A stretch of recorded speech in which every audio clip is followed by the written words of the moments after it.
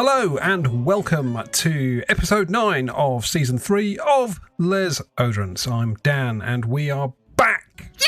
Back for the January. Shut up. Wait until you are addressed. Wait until you are introduced. Women, know your place. Exactly. Now, get back to the kitchen and make me a sandwich. Should we start that again? No. Fuck it. Let's just keep going. We are back for January because we took a break for Christmas, etc. Anyway, I am joined, as always, by Fliss, Ben and James. Say hello, everyone. Hello. Excellent. Right, I'm pleased that Fliss jumped the gun on all of that and ruined the intro.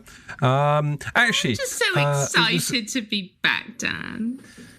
It was a slightly strange experience for me doing the Patreon the other week where you did the intro, and I felt very, well, firstly, very judgmental. Very judgmental. Yes, but I felt like I was sort of on the outside. It was like standing outside the podcast, looking through the window with my, I was going to say little nose, my quite well fucking sized nose. Going, can I have a light? What? Like a little match girl, you know, the Dickens story. Did you feel like a marzipan dildo? No. That also, I don't know. Have you frozen? Just like the Dickens novel. My analogy was very sweet and pure. What about yours? I'm pretty sure there was no marzipan dildo in Dickens, was there? No, there wasn't. Which Dickens novel contained the marzipan dildo? If you know, please get in touch at Les Oderants. Yeah, no, don't. It's been super duper busy over Christmas and New Year with lots of perfume. I even started trying to make a spreadsheet about all the comings and goings. Dan. Well, I tried. I could have sent you my shell. No, I don't need the... It's not the structure that I have problem with. It's the actual fucking being asked to do it. And I got about like 10 lines into it and was like, fuck this. So I haven't bothered. Flashbacks to data entry jobs when you were a student. I quite like a spreadsheet. I'll be honest. I enjoy data work. It's all good. But no, when it comes to maintaining, buying and selling of perfume, it sort of felt like I was like having the mirror held up to me in a really like vindictive, judgmental way. Like, this is the size of your problem. Oh, I know.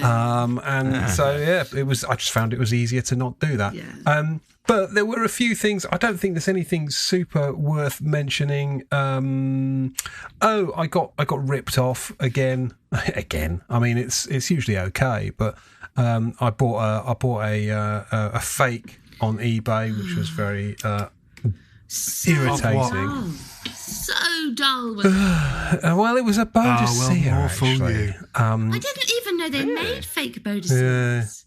Nor did I, and yes, more fool me. I can't even be asked to go into it, but it was disappointing. Interesting perfume from me. I tell you what's been a bit of a revelation has been Killian Dark Lord. Oh. Have you tried that? I mean, he's sort of, as the name would suggest, it is kind of dark and rather magisterial, but it's like a really dirty leather vetiver sort of thing, and it's a bit like if Terre d'Hermès sort of stopped listening to fucking disco and got into black metal or something. It's like the doom version of Terre d'Hermès. I'm really enjoying that, weirdly. And the other thing, I bought these, which you can't see because this is a podcast, but these are Sandalia. You was talking about this Aqua or Sardinia, something. I don't know. It's I think the brand is Aqua de Sardinia, or sometimes known as Sandalia.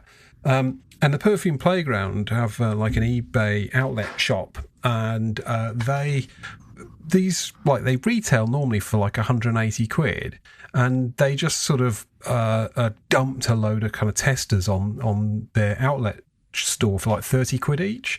And so I just bought like 3 of them, and they're actually really good, like really decent stuff.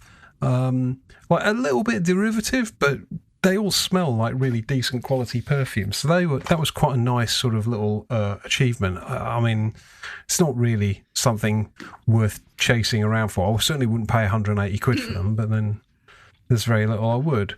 And I've sort of, I don't know, I can't think of anything else interesting perfume-wise. Most of the interesting stuff we'll talk about in part 2. But anyway, it is what it is. Fliss, you've not smelled anything, have you? I haven't. I got in betwixtmas between Christmas and the New Year. No. I got really ill. No. Twixtmas, you're not allowed to say that. Yeah, that is like that's almost like Hollybobs. A sort of in the Twixtmas of Hollybobs. Oh my god! Oh, I feel actually physically ill at the word hollybobs. You know who says hollybobs, don't you? Who? Cunts. Just like fucking total cunts. Well, I know at least 3 listeners that will literally message me privately when they listen to this and go, "You cunt! You said hollybobs." So that's fine. Yeah, I'm quite okay. happy with that. Yeah, good. Good. Them. I thought you were going to say people were going to message you saying, "Am I a cunt?" No. Because I used the word hollybobs. No, hello, Gary. Dan says I'm a cunt. I'm just saying hello, Gary, because I know he's going to be the first one that does it. I'm with you, Gary. It's fucking. It's a criminal offence. People have been sent to prison, I think, for a lot less than saying. Well, anyway, hollybobs. In between Christmas and New Year, I got sick. I was in bed for, oh my God, nearly 12 days. It was awful. And I had no sense of smell. And it's only taken me until the beginning of this week to really begin to get it back. So I've got nothing to report, which is handy because I believe that some people have got quite a lot to report. So I'm just taking one for the team. It was all meant to be. It was all meant to be. Yeah. James is like doing press ups and limbering up because we all know the full 14 ain't no fucking 14. I mean, what we into? Triple digits yet, James? Must be something around there. He's chewing his glucose. He can't stop chewing. He's chewing his glucose sweet because he can't hear. Now he can't speak. Yeah. Getting some energy for it. Yeah, it's some kind of AMS or whatever it's called. Hearing all the spit in my mouth, it's disgusting. Fucking disgusting. Honestly, you got to be some kind of real pervert, like, to be into that. Anyway. No, sorry, I'm eating nuts. Yeah. You're eating nuts? No, but... Is this Yeah. so you've got energy for the full shitload? Yeah, I need the protein and such. No, there's like 35. Oh, Jesus Christ. Fucking hell. Right, well, I'll tell you what. I'll try and do it as quickly as possible. You won't. I don't have to do them all. I don't have to do them all. But I am going to kind of lament on stuff that I've worn a million times, that you've heard about a million times, like Antaeus. And Sauvage. I'm just going to go on a massive riff about that. And yeah, I know Sauvage and stuff like that. I'm really going to dig in on them. And then the new stuff, fuck me, it's going to be like 15 minutes per. This is going to be the longest podcast. We'll have to take it in turns to sleep, guys, and keep lookout during James's extended 12-hour set. I'll get through it as quick as I can, but I feel as though I'm kind of a bit like, well, don't have a fucking break then, because they're going to pile up, and they got to be released somehow. Yeah, and this is how they're coming out. Okay, I'm ready. Tonight. I've got a litre of water. Tonight, guys. I feel like I'm at the gym. Yeah. So should we maybe get Ben's out of the way first before we get into this full shitload? Because I feel like perhaps this could be an all-consuming full XXX. Well, I was sort of similar to Fliss, actually. Like, I can't even remember the last time we spoke for a podcast, but I had COVID over Christmas as well. But I only lost my smell for 3 days. But they were a depressing fucking 3 days, I tell you. I was like, it was just horrid. But I did buy a few perfumes, actually.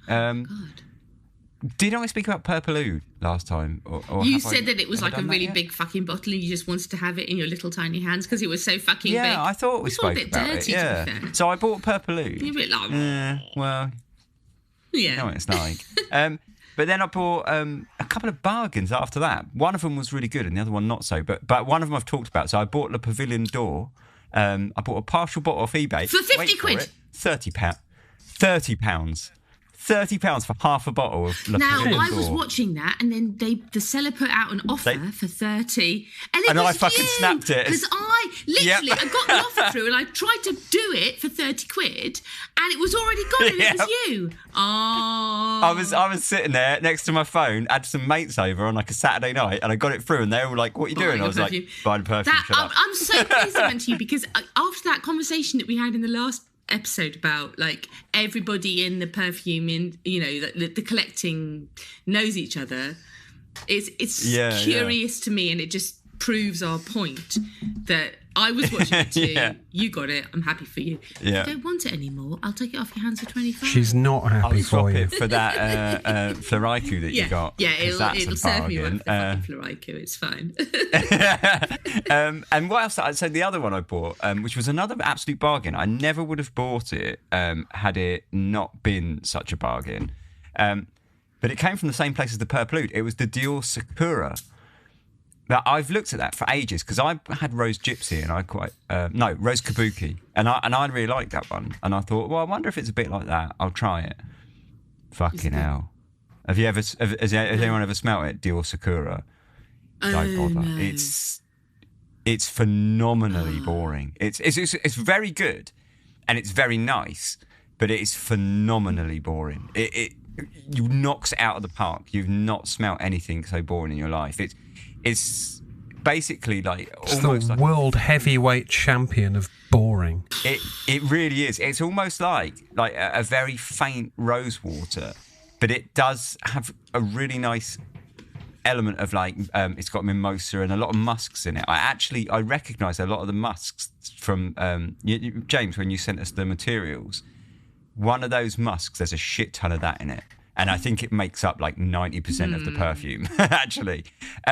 And after about 10 minutes... I'd probably love it, though. Do you know what? It's beautiful, but it's so boring. It's a bit of a contradiction. I'm not gutted that I bought it. I got it for a ridiculous price, like less than £1 a mil. I figure anything less than £1 a mil for like that sort of thing is happy days, right? So I was quite happy with it, but I would never probably have bought it if I'd have smelt it first, if you know what I mean, just because it's just phenomenally boring. But it's also... really good. Well, I have smelled it and I have no recollection of it whatsoever. Doesn't surprise me. So in fact, I bought it a few days ago. I smelt it 2 days ago was the last time I smelt it, and I'm struggling to remember it to describe it now. It's very forgettable. Instantly, like very powdery, very soapy, super skin. But that's the kind of thing that at the moment I'm having a bit of a clear out at the minute. And things like that where you go, yeah, it was cheap, but it's just clogging up my cupboard or my whatever. And I'm really clearing out that kind of stuff and just going, even if I just sell it for a tenner, I would rather not have it in because it's stopping me seeing all of the great stuff that I've got in my collection. And so at the minute, I'm really like weeding out all of that boring shit. Well, that's commendable, but it's absolutely... I'm already like twitching just listening to that. Yeah, pick off. not my big Dior bottles. No. So I was thinking that Sakura, do you remember, is it kind of like the olfactory equivalent? Do you remember the Father Ted Christmas special when they get stuck in the lingerie department? And they have to make an announcement on the thing and they get that guy, I have a very boring, monotonous voice, Ted. And that guy like speaks on the microphone. It's kind of like the equivalent of that, really. Yeah, it's really nice. Really nice. A little bit oversweet if I was going to be like heavily critical of it, but it's just like so boring. I can't think of a time where I would want to wear it. That's the strange thing.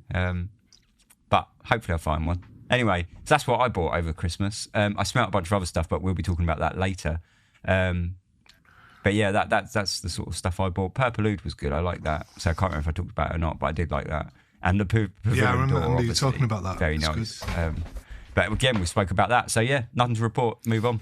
Wow. Amazing. Yeah, He's quite. like, that High energy. that is 2024. Come on. that is fucking brilliant. good job we've got James actually now, isn't it?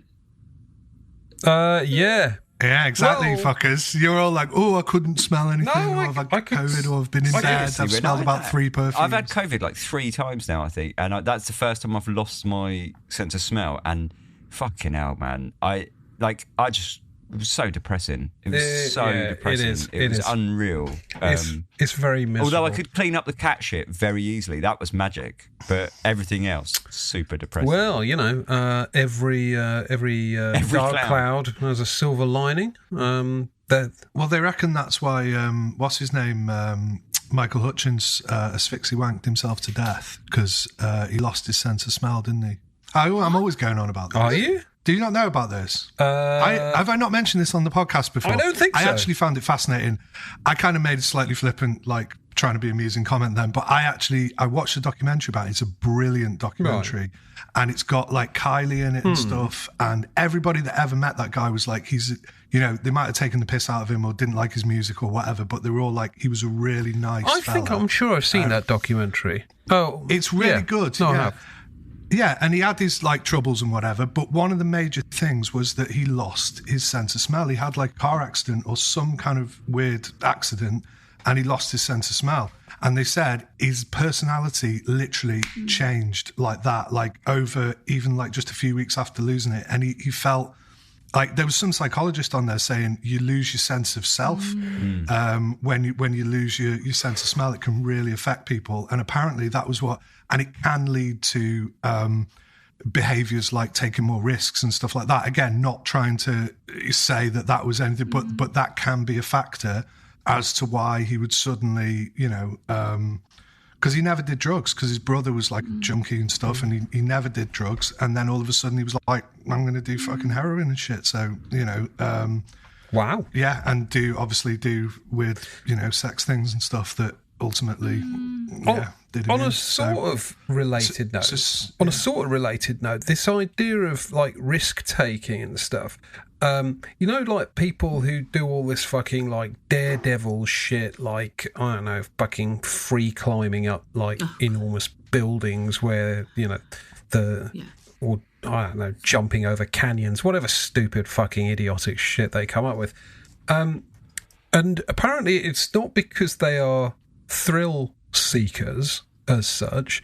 it's because they do not have the right amount of risk aversion in their brains. So it's not like they're going out of the way to find crazy stuff to get their pulses up. It's just that they don't have the bit of their brain that says this is a fucking stupid idea. Which I thought was quite interesting. Makes a lot of sense. Yeah. Anyway, I'm obviously missing the part of my brain that would tell me that collecting all this fucking perfume is a stupid idea, because it just keeps accumulating. And I feel like I've now worked my way up to the full 35. 35? Can I chuck a question out there before we start? Yes. So, a friend of mine came over at Christmas, right? Or during Christmas, like around about the time. And he doesn't really do perfume, but he smells mine every now and then, and he you can tell he kind of quite likes it, but he's not really into it. But whenever I like say, "Oh, smell that," he's actually like, "Oh, this is really nice, really like it," sort of thing. Well, no one ever goes, "I fucking hate perfume," do they? Right? Yeah, right. So he's a normal human. He's a muggle, basically. Yeah. Like, he's a completely normal human. He's got the appropriate response to perfume. Yeah. And he bought his, I think his girlfriend's mum, some Chanel perfume for Christmas. And so he got Bleu de Chanel, like a sample given to him from like over the counter, like Boots or whatever. And he was like, I really like it, but I'm aware that it's like, mainstream shite. So what can I do about that? And I was like, straight to mind, I was like, well, I'm not really the right person to ask, but I would say Roger, like Elysium, But I thought it might be worth chucking out to you guys. Could give maybe a better answer, or even like if you want to write in. I feel like that was a backhanded compliment. I'll take it. Why? I don't mean like that. I just mean that's not the sort of thing I think I'm winding you up. I'm winding up.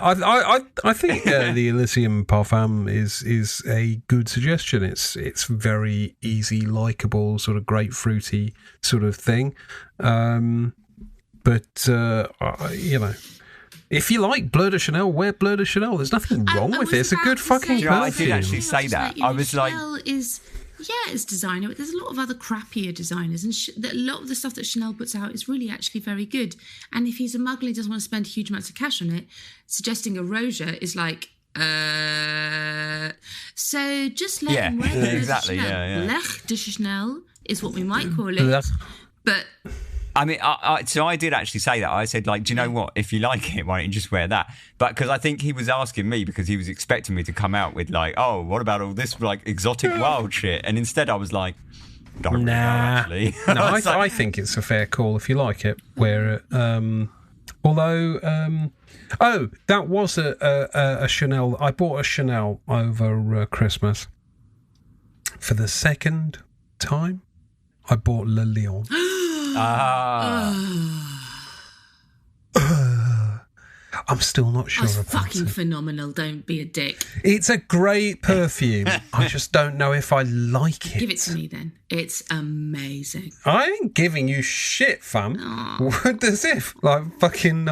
I got a good deal on it though. Nearly 200 ml bottle, basically full, for 180 quid. Oh, that's not bad. Which is what I paid for my regular size, the little bottle, I think, from Harrods. Yeah, it's an amazing perfume. I just think it's phenomenal.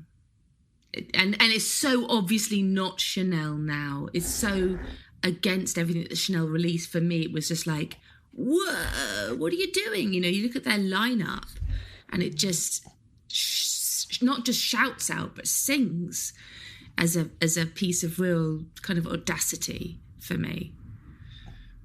Nice. Go on, James. Did you buy it new? Sorry, did you? No, no, not new. I got it. I got it second hand, but it was nearly full. So. Well, all this never play retail, sometimes it can come back to bite you because you buy a fake Vodacea. Yeah. I was going to have some chat about Le Lion, but no. No. I was actually going to... I was going to go back to the Blur. The Blur, and say, I think your mate should get the EDT because I don't like the EDP particularly, and I don't like the Parfum. So I think the EDT, the original EDT of Bleu de Chanel, is a good perfume, and there's nothing wrong with it. Zingy, smells good. I quite like it. Yeah. I don't own it because it's for fucking nobody.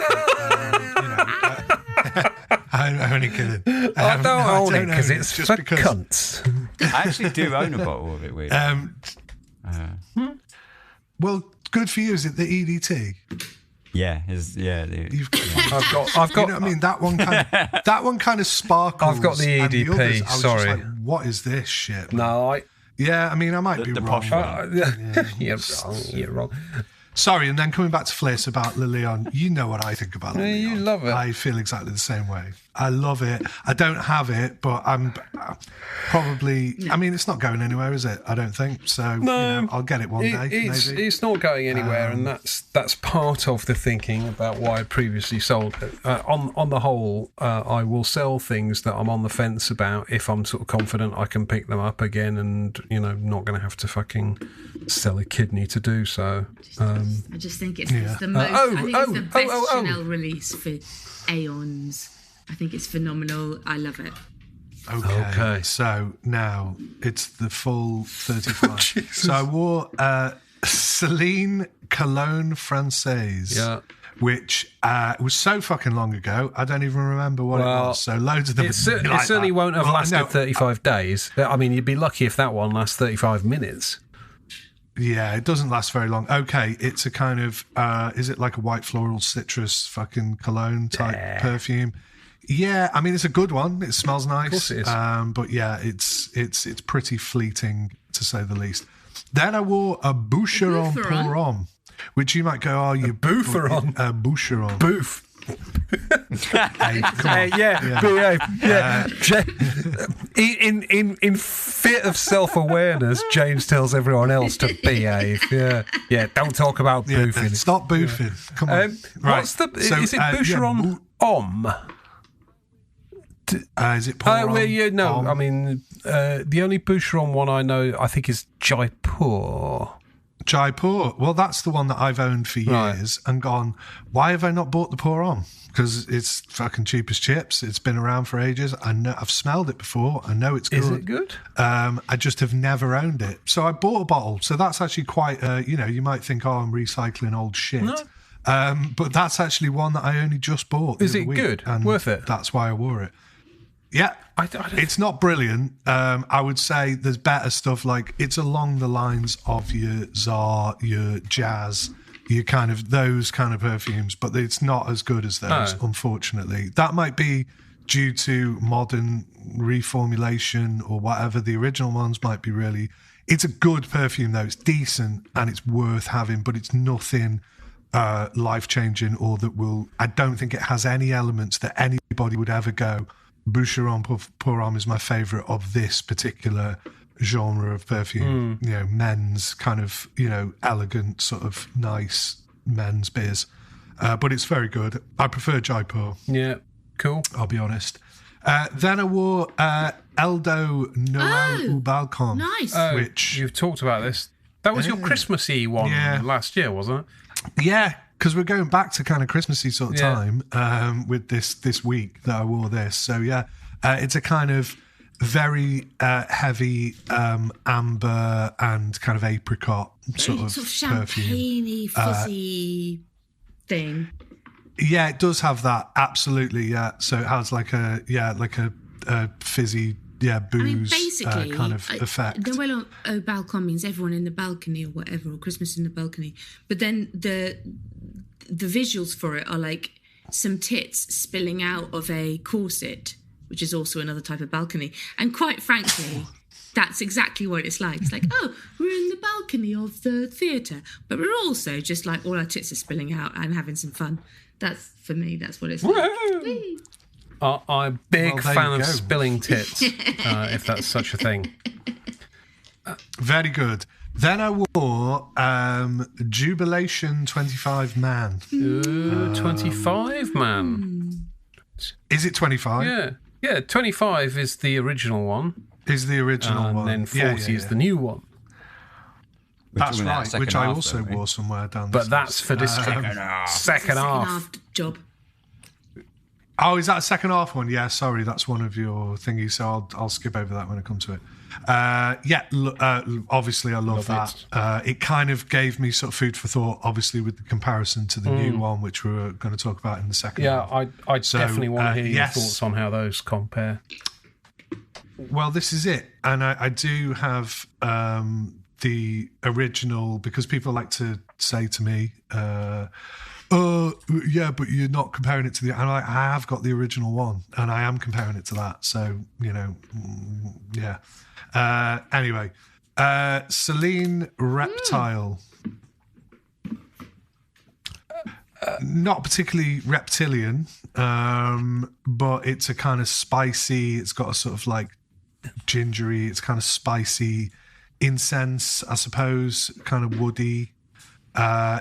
It's great. It's not actually meant to be reptilian per se. I don't think it's something to do with like a rock stars and their leather, like crocodile skin clothing kind of thing. It's more the smell of a rock star dressed in leather, or that's the inspiration for it, I think. Yeah. It's that fella in it who's the creative director coming up with those kind of Johnny things. Kipper. I'd have. Yeah, what is it called? Heidi Salome or something? I don't know. Fuck knows. Well, I thought you might know. You're more fashion conscious than me. Oh no, it's called like but I've got a brain like a fucking sieve. So I can barely remember my children's names. Well, he's the creative director of Celine, and he was at fucking YSL or Gucci or some shit before. Right. He's kind of like... Is he Johnny French? Kipper. Fuck knows. I don't know. Anyway, so yeah... Johnny Kipper. So, Hedy Slimane. Slimane. Hedy Slimane. Hedy. What do you reckon, Hedy? Hedy's a good name. It's Heidi, I think. Oh, right. From what I've heard people say it. So. Yeah. Okay. Anyway, so it's a Reptile. I mean, it's good. It's decent. I think it might have little bits of like tobacco vanille-ish type vibes to it as well, which kind of was a bit disappointing in the dry down. I might be wrong. It starts out very promising, and it's just a Celine. They're good, end of story. And that's probably one of the more standout ones because, as I mentioned before, there's a lot of kind of, stuff that you've smelled before. Then I wore Les Indemodables Rose Jamal, which we all know. I love that. It's like pink peppery rose, kind of modern Chypre rose thing. Brilliant. Then I wore Chanel Coco, which I think is the EDP. Love it. I mean, it's Coco by Chanel. It's like amazing, lovely, almost kind of gourmandy, sort of powdery perfume. It's great. Nice. Then I wore Serge Luton's Santal Majuscule, which we've spoken about. Any thoughts on that? I wore one recently, which was... Oh, no, it was Ombre Santal I wore recently. Cut that. I've got nothing to say. Dull. It's a rosy sandalwood, and it's very, very... It's very standout as a kind of just a brilliant rosy sandalwood. I thought about it for years and was like, I'm finally going to buy that, and I did, and I'm very happy with it. Then I wore, and I've put a little heart by this, Celine Pour Homme. Celine Pour Homme. That must be part. Yeah. That must be pre the new fancy range. That must be an old thing. Yeah, Gold Star for Dan. It's a fucking old one. I got it for about 12. No. Is it good? Yeah. It's not excellent. It appeals to me because it's a very simple. It's got a kind of white musky sort of vibes and just loads of musk.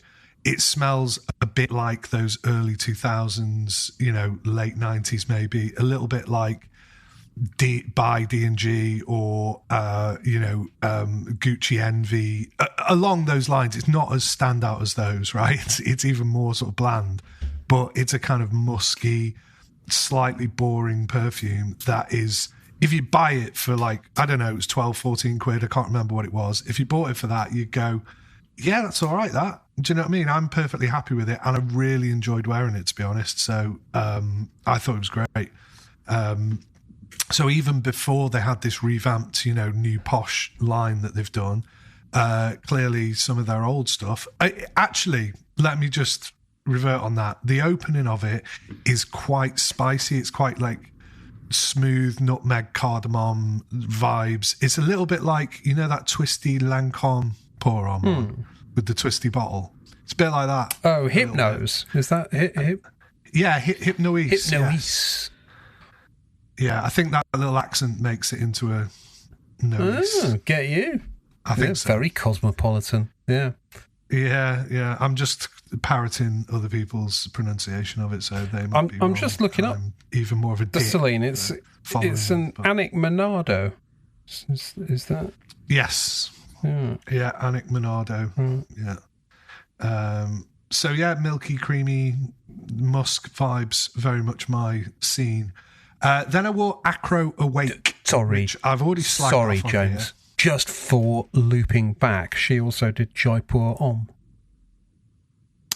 Hey, very good link. Yeah, good link. Yeah, I mean, nice. it's almost like professional linkage, that, isn't it? Yeah, Very good. yeah. Not tenuous in any way. So Then we have, Acro Awake, which I was quite harsh about. I've been quite harsh about. That's the what's coffee his face? one. Who makes those? Cresp. It's Olivia Crisp's coffee one. Yes, it's the coffee one. It is. And do you know what? On the second wear, I'm actually like slightly more convinced by it. I always was. I thought it's quite a clever interpretation and presentation of coffee, but my problem was that I could smell all the aromacaemical support underneath, shall we say, and it was kind of just pissing me off. And I was like, it doesn't really smell like coffee, like certain things, like some of those indie ones that have used real coffee materials and stuff. Yes, they're a bit shit and they're not real perfumes and they've not been constructed in any kind of like way, but they actually smell of coffee, which is kind of interesting and something that I think is kind of lacking. But this is actually quite a skilled way of presenting a coffee note or accord within a kind of modern context of like a wearable perfume that actually does other things.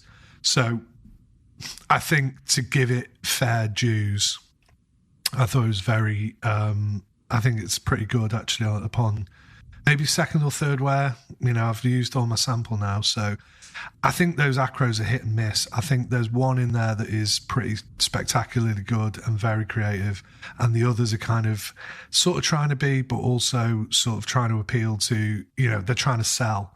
That he ain't daft, right? He's not making stuff that's completely off the wall to the point where it won't be popular. I think he's kind of treading a bit of a fine line between super creative and making things that are appealing and will sell. So anyway, Acro Awake, quite enjoyed that at that time.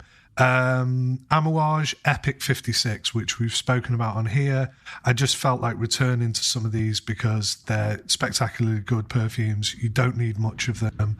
And I'm still using up those samples from the episode that we did. And it's fantastic. It's super heavy pink pepper. I think everybody universally really liked that one, didn't we? I loved it. Epic Woman 56, just superb. I mean, the original Epic Woman's amazing. And I actually thought that was potentially even an improvement upon it. So very good. Then it will Ed Hardy Love and Look, which isn't that a clone? Who remembers all that? That's a clone of Creed. Is it?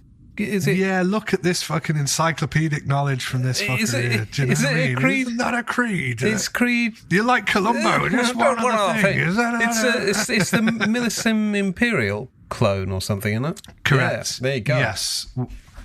Fantastic. So, and I mean, it's a perfectly serviceable clone of that. Ed Hardy made all that kind of silly sort of tattoo like jackets with like patches on that were like tattoos and stuff, which are actually kind of cool, but they're also a bit cheesy. It's a bit like having Juicy Couture written across your arse. Do you know what I mean? It's they did the journey, didn't they? It was fucking everywhere. Like who was that tennis player? Was it Kevin Federline or whatever? Was just like drenched head to fucking toe in it, and everybody was wearing it for a brief period of time, and then it's consigned to like the fucking the bargain bin at TK Maxx. Yeah. I think I got it out of there in the height of its popularity. It was even in the bargain bin. So, wow. But it's pretty good to spray on and go, it's kind of fresh. And not as good as Millicent Imperial, although I've had very, very changeable batches of that, which the stuff that I think you sent me maybe, Dan, or somebody sent me, does not resemble what I originally remember smelling when it came out. That's a low bar, isn't it? It's not as good as the original. No, I know, but I kind of felt that it was like, it's more like musky, but not in a way that I like particularly. And it was kind of really attacky, kind of that really acrid, almost like hairspray kind of thing that I just can't fucking be doing with. But I originally remember it being a lovely, very kind of melon and sort of mandarin or whatever the fuck it was. But I think the Ed Hardy is more like that, to be honest. It doesn't smell like the recent sample that I got of Millesime Imperial, so I'd even prefer the Love and Look, to be honest. Anyway, let's move on. So then I wore Eldo, I think it's called Sous le Pont Mirabeau. I didn't know that one. It's a new one.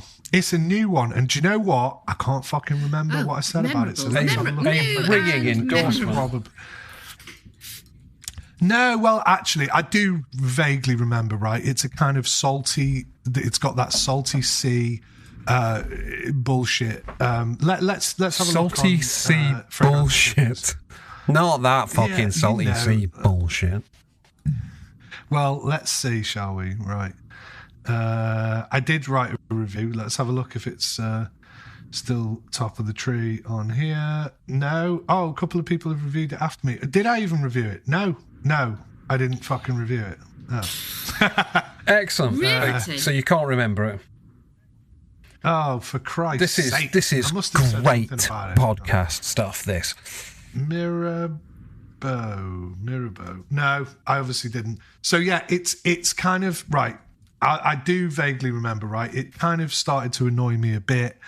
And then, because at first I sprayed it and made judgments as I do and thought, I've smelled this before. It's kind of like that sort of white floral, but then smells a bit like Neutrogena fucking hand cream or some shit. It's like that vetiver and stuff like that.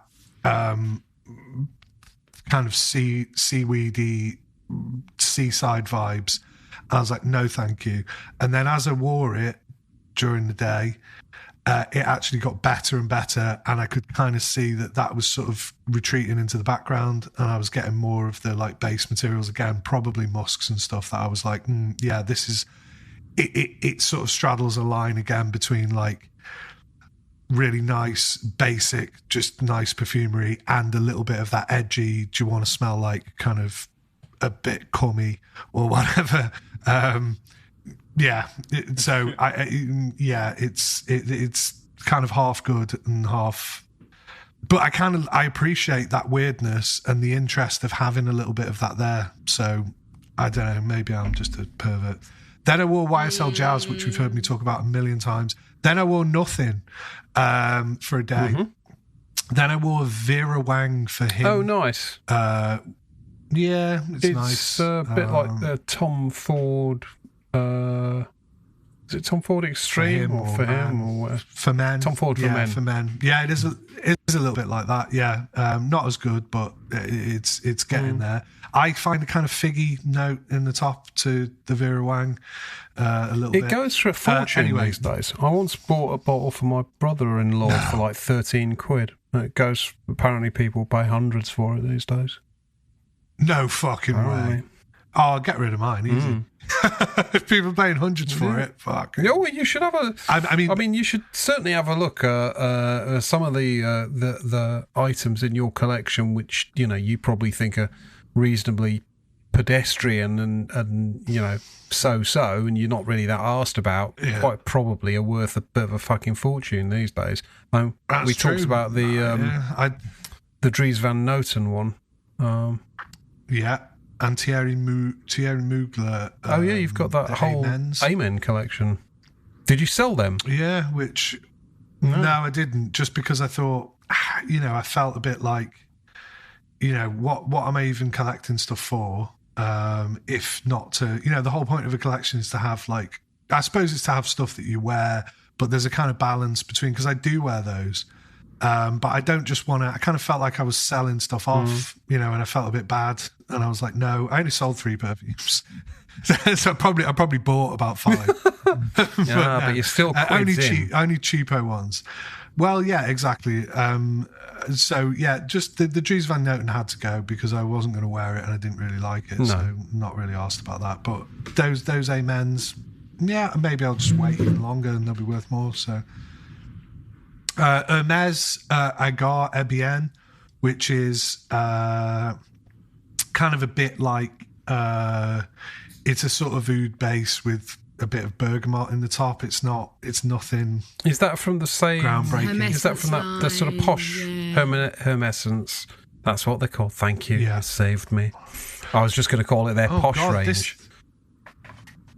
This must have been the week where I was ill, when I said about being ill, because on the Thursday and the Friday I wore nothing. Wow. So actually this 2 days on the bounce. That's fucking shameful. Yeah, so on the Monday and the Thursday and the Friday I wore nothing. Jesus Christ. But I was too ill. I was kind of, Although we are now sort of firing our way through the full 35, aren't we? So we are. We're getting there. We're getting there, right? So then I wore Cuir de Russie, which, oh my fucking God, this is why I love perfume so much. I put in brackets. Not that I need to tell myself that, because it is my favourite perfume of all time, probably. Wow.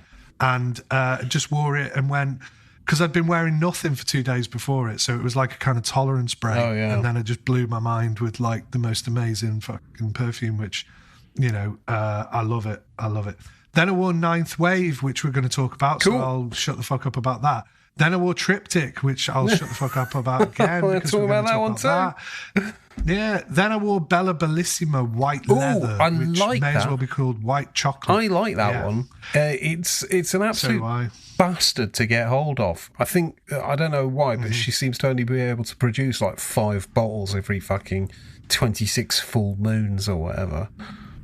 Well, she told me, Bella Crane, that the guava material that she used for it is not available anymore. So the first edition bottle that I got apparently has this guava material that was no longer available ever again to use.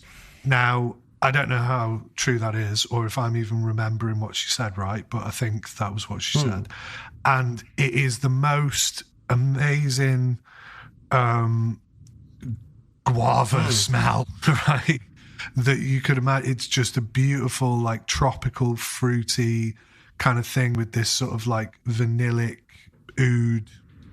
I think there's oud in it as well. It's not like dead cheesy or anything. It's a proper gourmand fragrance, and it's like white chocolate and guava. What can I say? And it's really thick, and it's just amazing. I love guava juice. So when I was a kid, I used to go. So my family, my parents' families are South African, and as a kid, we used to go to Cape Town, occasionally. To visit family, and one of my sort of abiding memories of being that age was drinking guava juice and thinking this was like the most exotic thing ever. And you couldn't get it in the UK. I mean, you can get it in like fucking cans of fizzy pop now, which is brilliant. But then what, Rubicon? Yeah, Rubicon, exactly. You get cans of fizzy Rubicon. It tastes pretty well the same. Rubicon's lovely. But you can get the still Rubicon, like the actual juice and stuff. But you couldn't get that shit. When I was a kid. So it was like literally guava for me was always associated with I can only have this in this exotic sort of foreign land. Fucking mad. Love the smell of it. Brilliant. So, I mean, I love that white leather. It's a great perfume. Then I wore Amouage Interlude Man. Boom. Or it wore you. Yeah, it wore me. Again, I have like a little original 50ml bottle that is barely touched because it's so strong. Is the friction cap? It's not a magnetic cap, is it? So the original. Yeah, it's not a magnetic cap. It's just ludicrous. I mean, a couple of sprays of that, and you're set for like a fortnight. It's mental. Yeah, and. Well, I'll tell you what I'm wearing today, but I'm wearing something very similar today. Then I wore Jo Malone Oud and Bergamot Cologne, which is actually very similar to that Hermes that I said before, Agara Bien, which is a very dry, not very good sort of synthetic oud base, but with a lovely bergamot note on the top of it, and kind of similar. Those Jo Malone extreme ones or whatever they were called, they were all pretty good, I thought. For the Oris one, I think I've probably talked about it before, is fucking stupendous. But I thought that whole line. There's a Myrrh and something one which I really enjoyed. Yeah. Is it Myrrh and Tonka? Yeah, Myrrh and Oh, Sandalwood. I don't know. I'll fucking find There it. is there's Myrrh and Tonka and Myrrh and Sandalwood in that same range. Okay. Yeah, because you go, oh no, it's not that one, and then you go, oh shit, there's actually like 2 of those. So yeah, all of those are really pretty good. The rose one, albeit okay, it's kind of cheesy rosé thing, was very similar to the Armani one that everyone went crazy about, which is kind of vanilla Myrrh and Tonka. Armani. I found I've got one of these little 10mm jobby jobs of it. It's probably not even 10. But there is a 5 Myrrh now. and Sandalwood, Ben, which you're right about, because there's that one as well. Nice. Because I remember getting confused with the 2 and being like, hang on, didn't this used to be Wait Tonka? a And they're fucking like, minute. No, there's actually 2 of them. Yeah. Then I wore Mugler over the musk. Oh, which it's we all know lovely. I love that. I got a bottle of that, after you sent me a sample and we did the musks episode. I spent ages seeking, I say ages, about 15 minutes, seeking out. I bet you've sold No, it. I haven't. I've still got it. It's quite expensive it's on eBay nice. because I've looked for it that's- since, and I'm always like, no, I can't afford it. Yeah, I think I paid about 60 or 70 quid, which isn't like ridiculous. People are Yeah, taking the piss that's- now because that whole line's not been like that discontinued. now. Oh, really? The Mugler. Oh, excellent. Oh. The Mugler is Tom- now, Thierry Mugler's Mugler and L'Oreal and all that kind of shit. And they've got rid of loads of those kind of things. That they used to do, Sell like the those shit out of mirror mine. Yeah, ones. do it. Fucking, I'm going to be rich, motherfucker. Anyway, then I wore Comme des Garçons Girl in the morning. Oh, the Farrell? And Yeah. Is it Yeah, called? the Farrell- Oh, right, yeah. Sorry, we were talking about a perfume called Girl in the Morning. But you meant in the morning No, you wore I- a perfume called correct. Girl. Yeah, got it. yeah, I shall so go I wore back to 2 sleep. perfumes on this day. And then the second one was Guerlain Chamard, which we've spoken about. Not the original Chamard for women, The the one that was in Homme. that Parisiennes line. Yeah, the Homme. Interesting. Interesting, yeah. Yeah, because Of the thing that we need to talk about. the mushroom, The mushroom thing, which you were like, nah, not not Chamard. It's not that I don't get it at all. Yes, I get the link, just but lazy. I'm kind of like, it's not enough to say it. So anyway, Prada Homme Intense, which is another one that I think I was hungover. Yeah, I was very hungover last Sunday because I went to. The reason I wore 2 perfumes is because I went to a fancy dress. So we've been I doing think this. I saw this on your Instagram. Did you post some pictures of it? Oh, maybe. It looked like a party and everybody looked very pissed. Was I in a predator mask? And I wore like a, No, I don't That'll think you give it were. away. I wore like a leotard. And left nothing to the imagination. And I mean, all the friends were like looking at me like, "Oh my God, James!" I was like, "It's 90% ball bag." like, it's really not that impressive, dude. So anyway, I 90% ball back. What a comeback. so anyway. Do they call you Big James now? Buster Buster James, yeah. going out. And it's unfeasibly large testicles.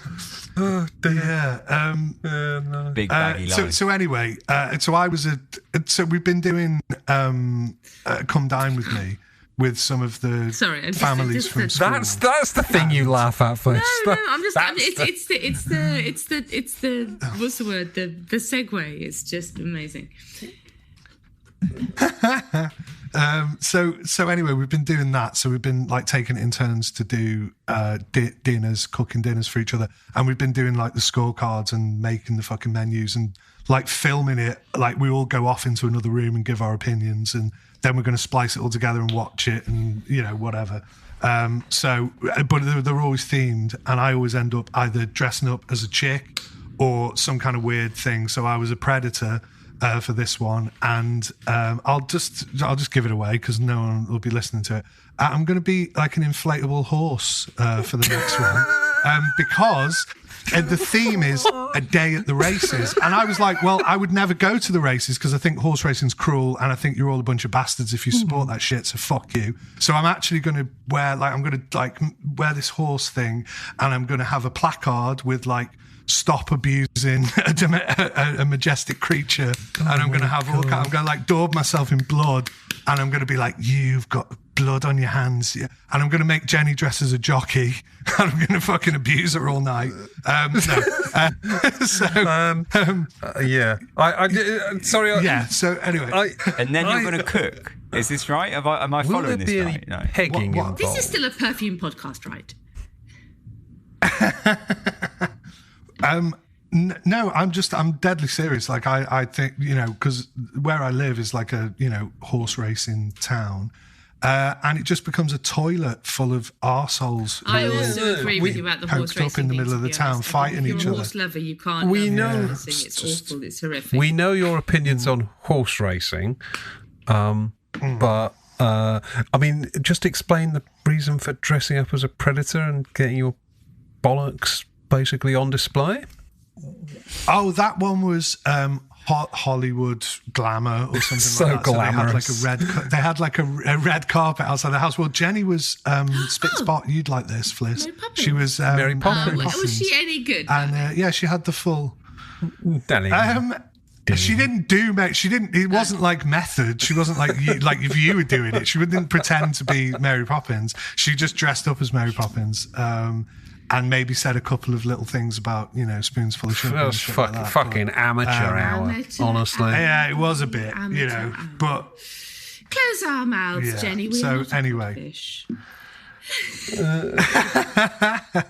Brilliant. Okay, so anyway, right, we're down to the last week here. We're down to this is the last 7 now. Hang on. The mentalness has kicked in. Did we get what perfume you were wearing whilst dressed as Predator? Yeah, it was Girl in the Day and then Shamard. at night. Yeah, sorry. It's a peculiar choice for Predator. Prada. Well, I was just like, I'd had enough of Girl, to be honest. I do like Girl, but it's quite a haunting, weird perfume, and I'd kind of... What perfume do you think Predator would work with? They perfume that brand you like. That brand you like, the fucking Beaufort, yeah. Anything Beaufort will do it. The Burning Flesh one. But I reckon Girl probably segues quite nicely into Shamard, actually. I mean, not that I'm advocating layering of perfumes, which is like a sort of abomination. The longevity of Girl isn't like amazing, is it? It's just like a couple of hours. Oh, I find the base though a bit strong. rough. I like the top, but then after a while the base gets a bit rough, so that's when I start spraying something else on in the evening. So I'd be with you on that. Yeah.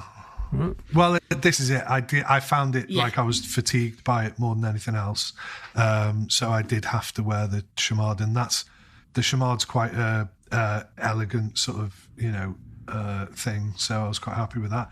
Then I wore Prada Homme Intense because, like I say, I was pretty bad on the Sunday. So that was a nice comforting wear. Then I wore Avestan, which we're going to talk about. Then I wore Santos de Cartier, which I'm always on about, which is a lovely kind of man's thing, but with this little coconut note that, accord, whatever. Then I wore Nila Vermeer Treillis. Oh, you were going on about these. Yes. Those bottles look fucking amazing. Just absolutely I've got a couple of amazing. people who have had some samples and they're just like, the whole line is boom. Really? I've tried about 4 and they're all great. Really? Like every single one that I've tried, I knew nothing about the brand. I didn't know who the perfumer was. I do now. I know, I've looked Who and is stuff, it? but I deliberately just smell them. Well, a few of them are by Bertie, and then a couple of them are maybe by somebody else, I think. But yeah, certainly the 2 of them that I've tried on this list When you are said by to me Bertie, that you I know liked that one, and after whatever, blah, blah, blah, I spoke to Brooke at Sincelier, and she's up for, when she gets some new samples in, sending us all a load and we can all check them out. Amazing. So I won't go on too much, but they do have this kind of it's obviously supposed to be Indian kind of spices and stuff like that. Is the vibes. The first one is the Vedic era, which I don't really know. They're all different eras of Indian history, I'm assuming. So Treyi, I'm just going in order. So I did Treyi, and that one has, I'll just say what it says, and I won't talk about necessarily what I think until we do the thing, but it's cinnamon bark, ganja effects. Ganja effects? Seriously, that's, yeah. Elemi oil, jasmine sambac absolute, Egyptian jasmine absolute. Ganja effects absolute, was my clove, MC name. Yeah. DJ Ganja effects. So absolute, cardamom absolute, clove, saffron. I'll just say cardamom looms heavy in a lot of these perfumes, and in a really good way. And the spice mixtures are just like little things popping off. They're so well done. Saffron, Javanese vetiver, Haitian vetiver, incense, myrrh, cedar, amber, oud palau, and sandalwood. And let me tell you about Treyi a little bit. It's got this kind of rubbery, relentless sandalwood that is actually not dissimilar to the Serge Lutens one that I said earlier, Santal Majuscule. Yeah, it's got that. It really, I mean, I said to, because I got these off the Duck, Mr. Rich Mitch, shout out to Rich Mitch. And basically he said, oh yeah, Treyi's like the bestseller or whatever, or one that's people go on about. I'm not surprised. It was amazing. So that was the first one that I tried. Then I tried one called Nemus, which actually comes from a different collection, which are in stock at, what's it called? So this is the Fragments collection. And I tried the first one, which is by Bertie, and it's called Nemus.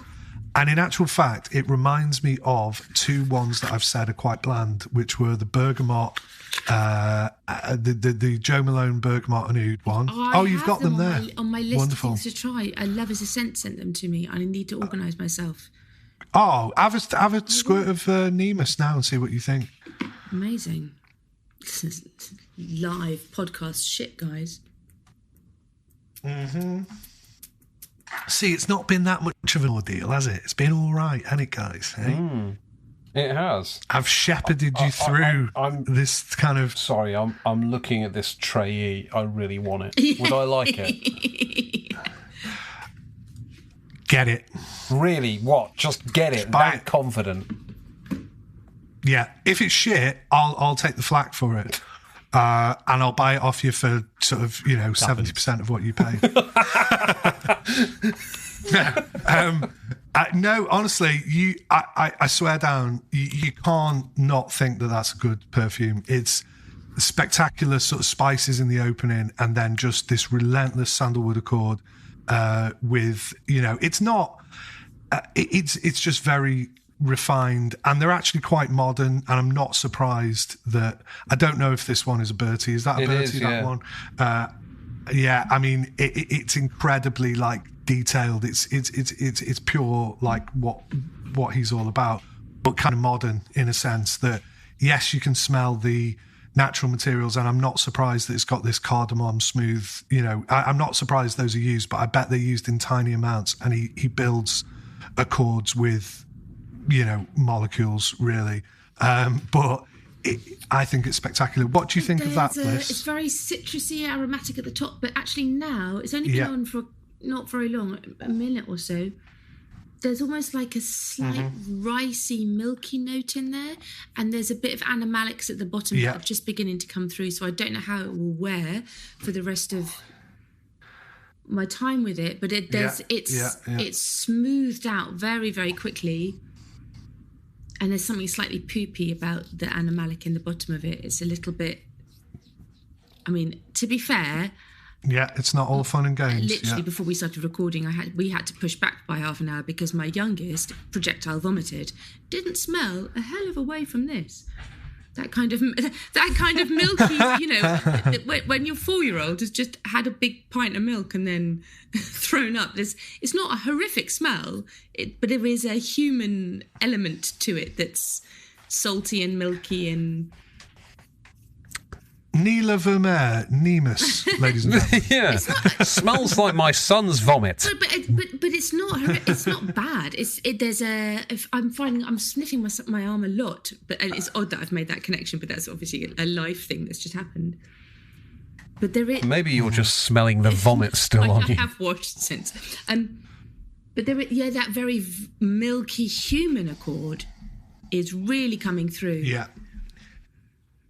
I doubt that many indie perfumers could make a citrus perfume because essentially that citrus, yes, it may well have died down a little bit, but I find the citrus still there, and it's still there right into the dry down, which tells me that yes, there's probably, like, you know, everyone uses bergamot oil or whatever because it's readily available and all that, but I think it's a constructed accord of other stuff that lasts longer and just melds with the base or something, because you can... They are coming together more, and it feels like it's sitting as a...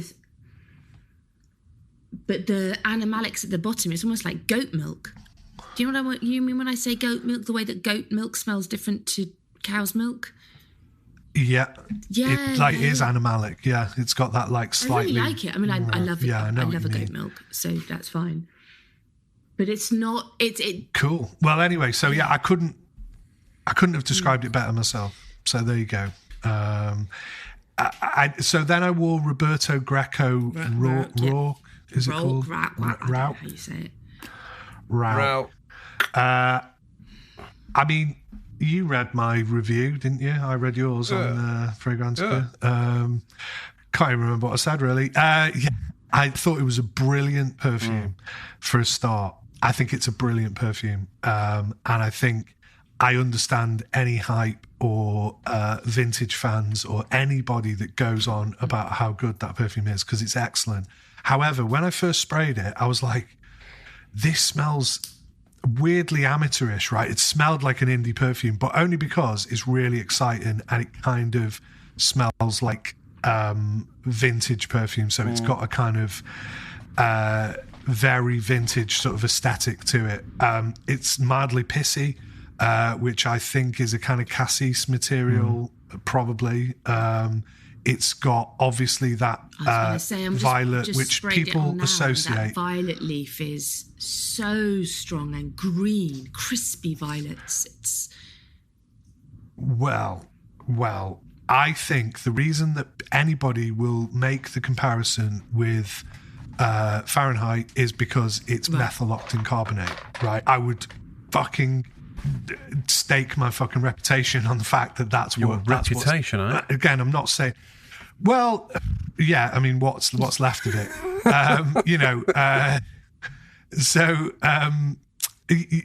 Basically, that I think is what and you're kind of smelling in there, because a lot of the time, a lot of these old perfumes, they might have a kind of dusty, loads of like ionones, and especially with it being a sheldrake perfume, I would have thought kind of with cedar, and it gets to be really kind of like dry and almost like papery, which I excuse me, which sometimes I do like, but sometimes I don't, and it kind of dominates and it's a bit weird. But certain perfumes that I love, like certain things that have it just underneath, whereas this is very much in your face and throughout, and I just feel that it's that methyl octane carbonate. I just feel that it is. And for me, that's a whole different kind of violet. That's like, obviously, I'd say the use of that, maybe not pioneered, but certainly as a main forward material, was Fahrenheit. So I understand comparisons to Fahrenheit. However, the whole perfume in itself, yes, it's kind of mossy-ish, leathery-ish sort of, but come on, there's a bit of a lazy comparison to say that it smells like Fahrenheit, I think. To me, it's this huge, wet undergrowth. It smells, not just of that green snapped kind of violet leaf stuff, there's a danker undergrowth that sits underneath it that is like wet moss. It's not even dewy in the morning. It's like wet after the rain, slightly muddy. A bit like rotted down. Yeah. But there's also a brightness to it as well that stops it getting kind of dull or oppressive. And there's something in the top. I don't know if it's a citrus or not, but there's a brightness in the top that just lifts it all the time. But at the same time, it's oily. It feels like you're walking in a wood and you come across almost like a little pond in a bog. But the sunlight's coming through. Yeah. So although the pond in the bog is quite muddy and dark, it's still a lovely, pleasant experience. And there's greenness and whatever. And it feels like a whole thing. And it's happy despite its dank thickness. And it is thick as a perfume. It's very thick. It's like a bogue. It reminds me of something like My or... It's not sad, is it? Sad. Do you know what I mean? It's not like melancholy or anything. There's a brightness that maintains... There's a bounce to it that... I love it. I really do. Yeah. Well, I thought it was excellent. And you're saying it's not oppressive, but I think when I wore it for a day, I found it pretty relentless. But it's so interesting, and it's such a breath of fresh air in terms of like new perfumery that's out there. But it's kind of harking back to sort of old even stuff. Though it's not, even though I say it's thick and it's not oppressive, I don't think I'd want to wear it for a day. It's the kind of thing that I would love. I feel like a heretic now. I would love 15 or 20 mils to spray on to enjoy for a period of time, but I wouldn't wear it as a perfume for the day, if you know what I mean. But I would when everyone's gone to bed, perhaps spray it on the back of my hand and enjoy it as an art piece for a period of time. That's the crux of the matter, that it's an art piece and it's not a feasible perfume for me, as much as I think it's brilliant. And Dan said like greasy haired biker or something in his review. And I was like, it is greasy. Yeah, there's a sort of greasiness and that's to the it. texture. It's oily. It feels unctuous. Unctuous, snivelling. So no, there is something slightly greasy about it. And on most, well, it falls into that category of perfume that I can appreciate for its craftsmanship. I think, James, you said you were glad it existed, and I think that's a good way of viewing it. I'm glad it exists, but perfumes like that, they have to have some sort of emotional resonance with me. I have to spray it and feel something, and I didn't. It was like looking at a piece of art that I didn't much care for. I've been following it. That I could sort of go, I've been following cool, it a bit on eBay, on Insta, and there was someone who wrote a very emotional response to it yesterday, and I can't remember who it was, otherwise I'd name them. And she said it just reminded her of her childhood in the countryside, wherever she lived. In the country that she lived, it wasn't the UK, but that kind of the surrounding countryside and playing in the forests and playing around, whatever. She said it just smelled. She'd been looking for a childhood fragrance for a while. She'd come to the conclusion it didn't exist, and then she smelt this and was like, "Oh my God, this is it!" And she couldn't be happier with it, which is lovely. Well, let's just mention the branding. I mean, this is a long time to talk about this perfume, but it deserves a long time to talk about it. The branding and the bottle, it looks like something from either a sort of old Italian brand or Shiseido. It looks like that kind of almost that sort of groundbreaking kind of Feminite de Bois type, you know what I mean? Or like Art Deco or something. It's very Feminite, that kind of tactile. It's amazing. Yeah, and the fantastic branding from that brand. So even just for that, and then having Sheldrake make it, it's just, it ticks loads of boxes, and I'm not surprised that there's a lot of hype about it. Just to come back to the actual smell of it again. Now, it uses ambrarone, right, which is a material that I have, said before in the past that I don't really like. But I have a kind of weird love-hate relationship with it, because it's actually it's actually extracted from cistus labdanum, so from labdanum oil. So it kind of smells a bit like labdanum, but then it has this off animalic, very much present in this perfume, but he's tamed it and controlled it, so it's just on the realms of, like, you can tell it's there, but it's not to the point where it'd piss me off and go, no, you've put too much amber arome in it. And I'm not surprised that he's done that to the exact limit of where it can sit. And I think the problem with it is it has this weird animalic, it goes more towards ambergris and a sort of weird human, and that may be where some of that mushroomy, fleshy kind of feel is coming from, and some of the greasiness and whatever from this amber arome, because it's very much driven by that, because it's quite ambery. When you first spray it, I was like, wow, this is like quite an oppressive amber, and then it does settle down and you get all the other stuff. So I mean, I can't fault it. I think it's brilliant. I think everything about it is brilliant. I just don't want it myself. Just don't want it. You know? Yep. No, 100%. Anyway, so we're so... Oh, thank fuck. I mean, not that I'm not enjoying it, James, but Jesus Christ. But it's... Yeah. I know. Well, let's... Okay, so Neela Vermeer, again, this one's called Mower. Lawnmower. Moher.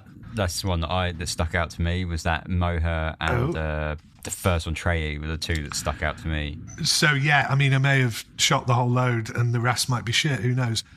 But they all seem to have the cardamom. So just looking across the notes, and it doesn't surprise me, because this one, again, cardamom absolute, coriander seed oil, ambrette seed, black pepper, Turkish rose oil, Moroccan rose absolute,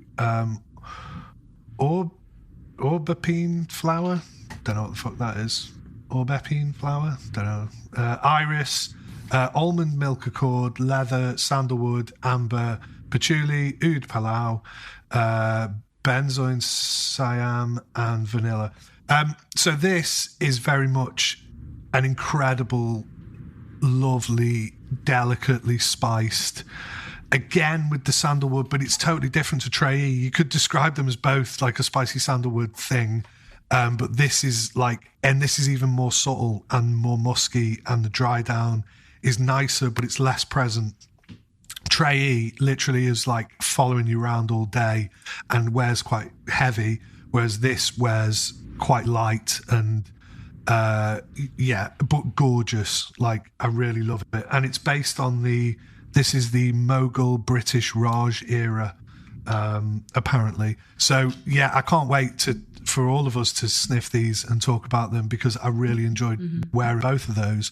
And I haven't tried the others yet, but I suspect they're all going to be good. And then today, we're up to today, I'm wearing Interlude Man 53, because I wore Interlude Man, 3 weeks ago or some shit? And I thought, okay, I'll wear the 53 again. And the 53 is amazing. I fucking love it. Just unspeakably good perfume. I wore that at some point over the holiday, or maybe even last week, I can't remember, but just fucking magic from start to finish. And talking of finish, I mean, that does actually bring us to the finish of part one, doesn't it? Done.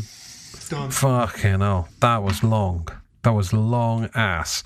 Right, shall we take a very short break and then return for what will have to be an energetic and concise part two in just a few minutes? We will be back in a couple of minutes. Stick with us. Cheers.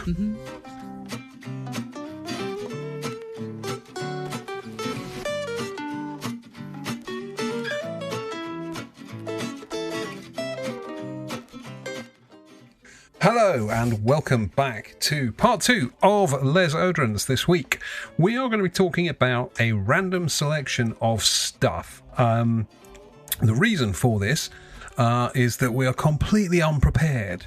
No, that's not true. The reason for this is because I sent all the rest of the team a little bag of perfumes.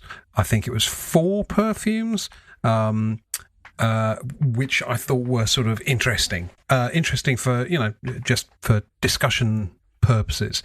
And the first one that I want us to talk about was actually, these were sent to me in order to pass on to the guys, and they are samples of a perfume called Pop Culture, I think. Yes, by Diffractive Studio, which is a one perfume brand, as far as I could tell, by a woman whom I only know as Alessandra. And she sent me a very lovely card that says, "Dear Dan, Fliss, Ben and James, I hope you'll enjoy the sample of Pop Culture. I'm looking forward to hearing what you think. I hope I'll be able to share more perfumes with you in the new year." So, obviously not intending to be a one perfume brand forever. James, what did you make of Pop Culture? I went with boozy. It reminds me of a Negroni. That sort of really like heavily boozy, almost slightly orangey sort of vibe. It's got that kind of like Cointreau-y kind of sickly orange booze with, like, you know when people like stick cloves in an orange? That's the thing. My wife does that shit at Christmas. Like, what the fuck? Stop doing that. Yeah, I used to hate it when you'd have like a ham. Like my mum used to put cloves in the ham. What? Be like, cloves in ham? No, don't do that. Yeah, have you never seen that? Like a little. It's almost like a kind of fishnet sort of arrangement, and then like on all the corners of it, you stick a clove in. Have you never seen that on ham? Well, no. So it's a thing. Okay. Well, this is not a very hammy perfume, in fairness. No. Let's get back to the perfume. I kind of appreciate the smell. I kind of like the boldness of it. It sort of reminds me of the likes of, who was that guy who was a YouTube, Kerosene? Oh yeah. It kind of reminds me of his spirit of, let's just fucking make an absolute bomb of like spicy, the top note heavy. Yes, this does have a base, but I can't say that it's particularly a brilliant perfume. Sorry, I don't mean to be rude about indie perfumers, because good for them for, learning the craft themselves and things. And it's only a first one, as far as I know. And I, like I say, I appreciate the boldness, but as far as a well-crafted sort of perfume, I don't think it is, and I wouldn't particularly enjoy wearing it. Well, I don't think. I haven't worn it yet. Maybe I'll wear it and it'll be completely different, but my only impression is spraying it on a card and going, it's... I did wear it, and I quite enjoyed it. I mean, it's not something that I'm going to sort of immediately run out and sort of feel that I have to buy because I can't live without it. But I certainly didn't dislike it. And I quite like the booziness, and it does have that sort of slightly rough and ready feel to it that you'd associate with an indie perfumer. But then as it dries down, and maybe, I mean, quite often this is the case with a lot of perfumes, though, as it dries down, you get you sort of focus in on a few key sort of base notes, and perhaps they're a bit more standard, if you like, and so I sort of quite enjoyed the dry down. It didn't sort of stand out as anything particularly crazy, but it does. I do like that sort of very boozy sort of almost like So like a lot of boozy things tend to be sort of quite like rum or whiskey sort of vibe to them, and this, I don't know exactly what booziness this is, but this is like much more kind of a bit more exotic than your traditional brown sort of Brown grog. Balls Yeah. for baby. Balls for a baby, yeah, exactly. I like it. I mean, the description is orange, a tall glass of cola, cinnamon, dark ambers, mixtapes. Mixtapes. So, yeah, I don't know what she means by that. It is a lady, this, isn't it? Yeah, From, I think, Alessandra. Newcastle. Yeah. Newcastle. So, I mean, I get the cola amber accord, right? Which, again, I'm not being funny, right? But I've made perfume, right? And you kind of, when you sort of bung loads of stuff together, it kind of ends up smelling like Coke. And you go, oh yeah, it's kind of cola accord, but it's totally fucking accidental. As far like, again, I might be being mean, but that's like what I kind of get from this. And again, it's no criticism because I'm no fucking perfumer myself, right? But like, I just kind of think, yeah, like, yeah. Again, I'm going to stop being critical because there are things I like about it. I like the smell of it, but it doesn't like stir my soul and go, oh wow, you've actually. I don't identify anything in this that makes me go, this is really like fine perfumery. No, I mean, but that's an. And that's what I look for. Yeah. I'm sorry, I look for that in indie. I look for it in anything else. I'll give credit where it's due, and I'll say I like this element of it or whatever. But I cannot say that it's as something that we're talking about, which is perfume. I can't go, it's highly rated amongst other perfumes. Yeah. Okay. So that that I buy. But that's a very high bar, right? You know, and I think Unfairly so, yeah. Yeah, well, no, I mean, it's reasonable, and that is, you know, for me, yeah, I'm looking at my perfume collection and wondering, does everything I own meet that brief? No, it probably doesn't. But I you know, I think this is a surprisingly decent one from my point of view. Fliss, you've said nout about it, so I'm wondering what you think. I'm really getting the boozy, spicy oranges and all of that kind of that blood orange and all of that stuff. It smells very Christmassy to me, and it's kind of quite a happy Christmas fragrance. That said, I'm not entirely sure it has enough oomph for me, and I would like it to almost be bigger and bolder. I know James was saying it's like it's on that kerosene line of, you know, like boof. But I would like it just. Yeah, I mean, it does. The brief that I read on the website, it completely fulfills. Boozy, blood orangey, rocky cola thing with a bit of plastic accords and your vinyl record collection. It does exactly the brief. So if that's the brief, it's fulfilling it. That said, I don't know if it's for me. Okay. The brief probably wasn't for you in the first place, though. You reckon? Not. Maybe not. Yeah. No, fair enough. Ben, verdict.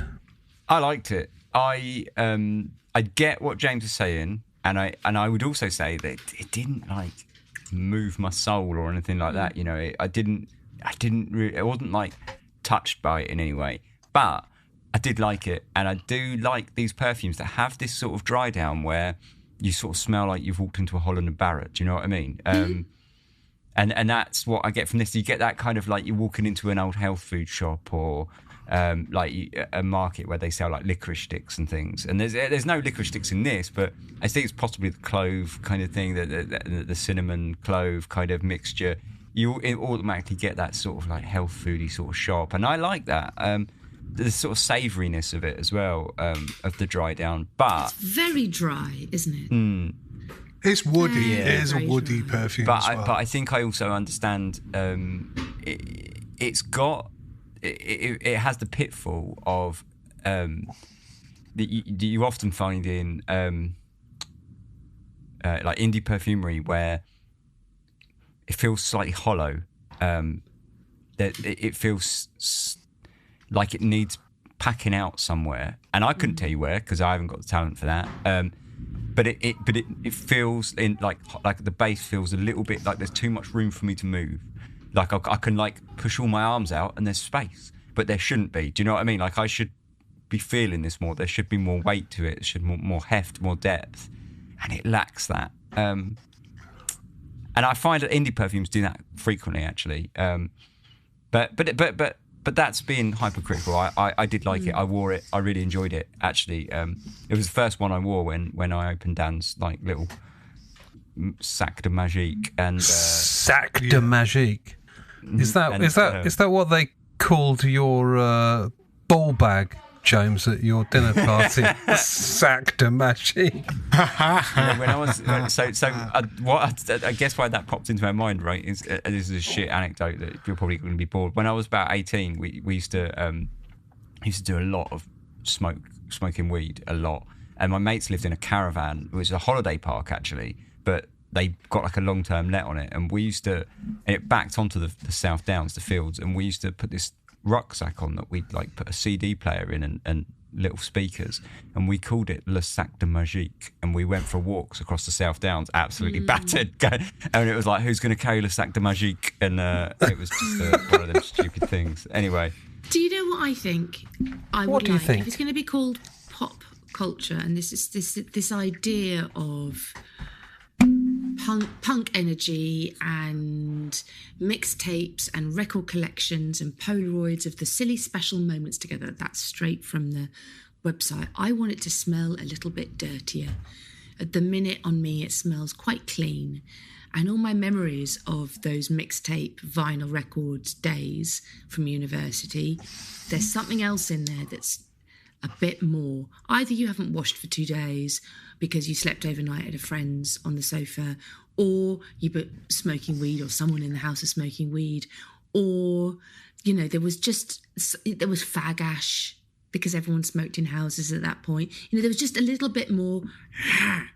And for me, on my skin, this just smells quite clean. And like I said, it's a Christmas scent. It's a very happy Christmas scent. I totally get the Christmas thing from it. 100%. I want, if it's going to be pop culture and that sort of music-loving, gig-going thing, I want a bit of filth in there. I want a leather jacket in there. I want some fag ends in there. I just want a bit more air. Sticky floors. Sticky floors. I want a sticky fucking floor. Yeah. I want a fag put out in my drink. Yes. I feel mean in what I said because perfumery is really hard. I think that's the crux of what it's really hard, right? And I don't want to discourage anybody from doing their own thing or having an idea going, I'm going to make a perfume called Pop Culture and I want it to smell of these things. But it's all about the execution of that, right? And like I say, it's just not quite there for me. I don't know how to improve it. I'm a horrible critic because I'm not going to offer any solutions, right? Because I don't know the luxury myself. of being a critic, isn't it? I'd be making amazing perfume myself if I knew. But I know kind of like there's certain things that would make me buy them and even support them. And this just doesn't, and you know, I'm sorry. Well, look, I would be super curious to know. Sorry, Dan. Just to jump in before we sort of wrap it up. But I would be super curious to know if the perfumer is aware of a band called Classio Tone for the Painfully Alone, because the artwork is savagely like that guy's artwork from his old first 2 albums, and that's on vinyl. And it would be only available on vinyl. And I just wonder if, with all that whole vinyl chatter, if she knows that. Lot, because it looks like the front cover of a Cassio Tone for the Painfully Alone album. Anyway, yeah. Okay. I think it's a perfectly okay perfume, and I think you know, as always, I applaud anyone with the fucking, you know, the fortitude to send a set of samples to us, not because we're arseholes or anything, although, you know, I am, but you know, but just because, you know, inevitably, if you pick the four of us, at least one of us is going to fucking be a bit negative about just about any given perfume, because we all have very different tastes. And I think it, you know, by sending something to us, you are almost by definition courting some element of negative feedback, and I think fair fucks, especially as it's a kind of one perfume brand. So kudos Absolutely. on that. I think, you know, a bit of a mixed bag in terms of feedback. I enjoyed it. I don't think I desperately require it in my life. Fliss, don't think you seemed that keen. James, you seemed somewhere in between Fliss and me. It's very pleasant and very clean, but it's just not my bag.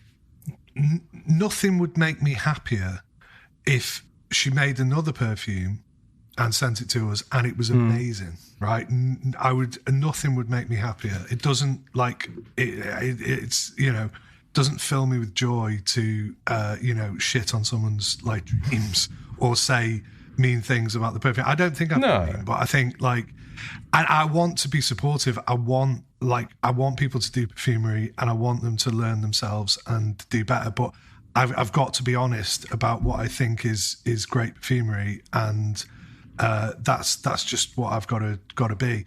And even if they're like, no, fuck you, people like this, I like it, and I'm going to keep going in that direction. Well, this is what it's all about, isn't it? Different people's tastes and stuff, but by the same rule, I would always want to be evolving and trying to be better at whatever you're doing. I mean, you know, you get frustrated with stuff. I got frustrated with making perfume to the point where I haven't even touched it. I can't even remember half the aroma chemicals and stuff, you know, that I used to talk about. I'm like, ooh, what was that even called? So I need to get back into it. And I'm determined that I will make something good. But it's about time served. You can't mess about at it. You've got to do it hardcore, and you've got to be into it, and maybe even have some God-given talent as well, you know, some je ne sais quoi that you can't, you know, put your finger on. I don't know. But she ain't got it. Cut that bit out. No, cool. All right. Well, I mean, bit of a curate's egg there in terms of the feedback, but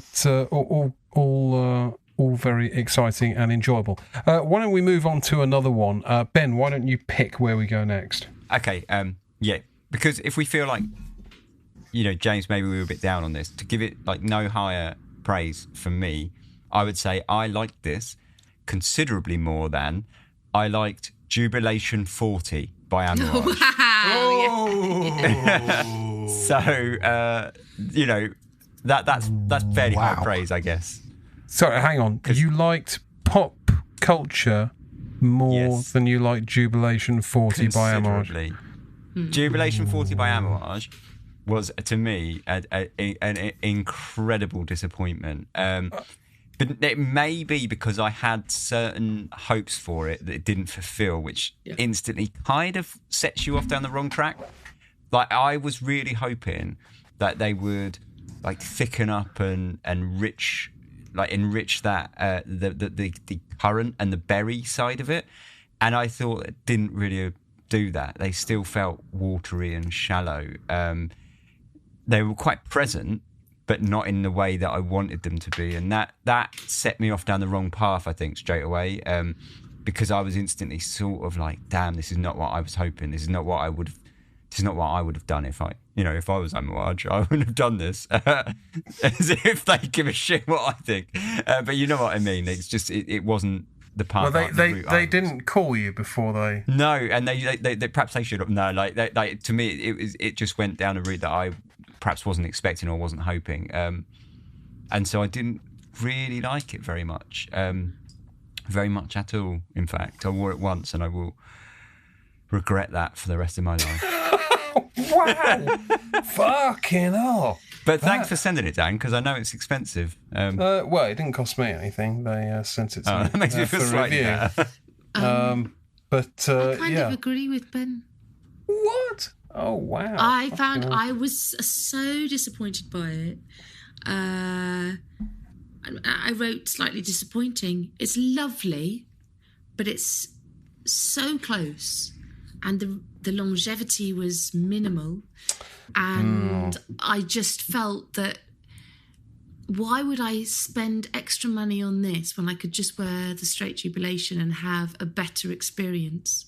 I genuinely didn't find this was an improved experience to the jubilation, and so therefore I was just like, I don't get why this has been done.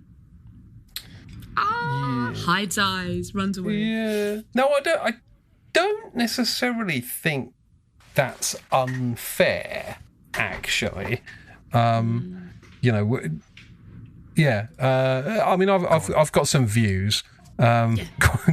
What's terrible, and I haven't smelt it in ages, but I was thinking when Fliss was saying, I was thinking in my head, like, I prefer the original anyway. I prefer the original. Then suddenly I realised, I was like, I haven't got the original. Hang on a minute. And I just realised the one that I have is your mate Dave Wrench, Alexandria Gold Rush.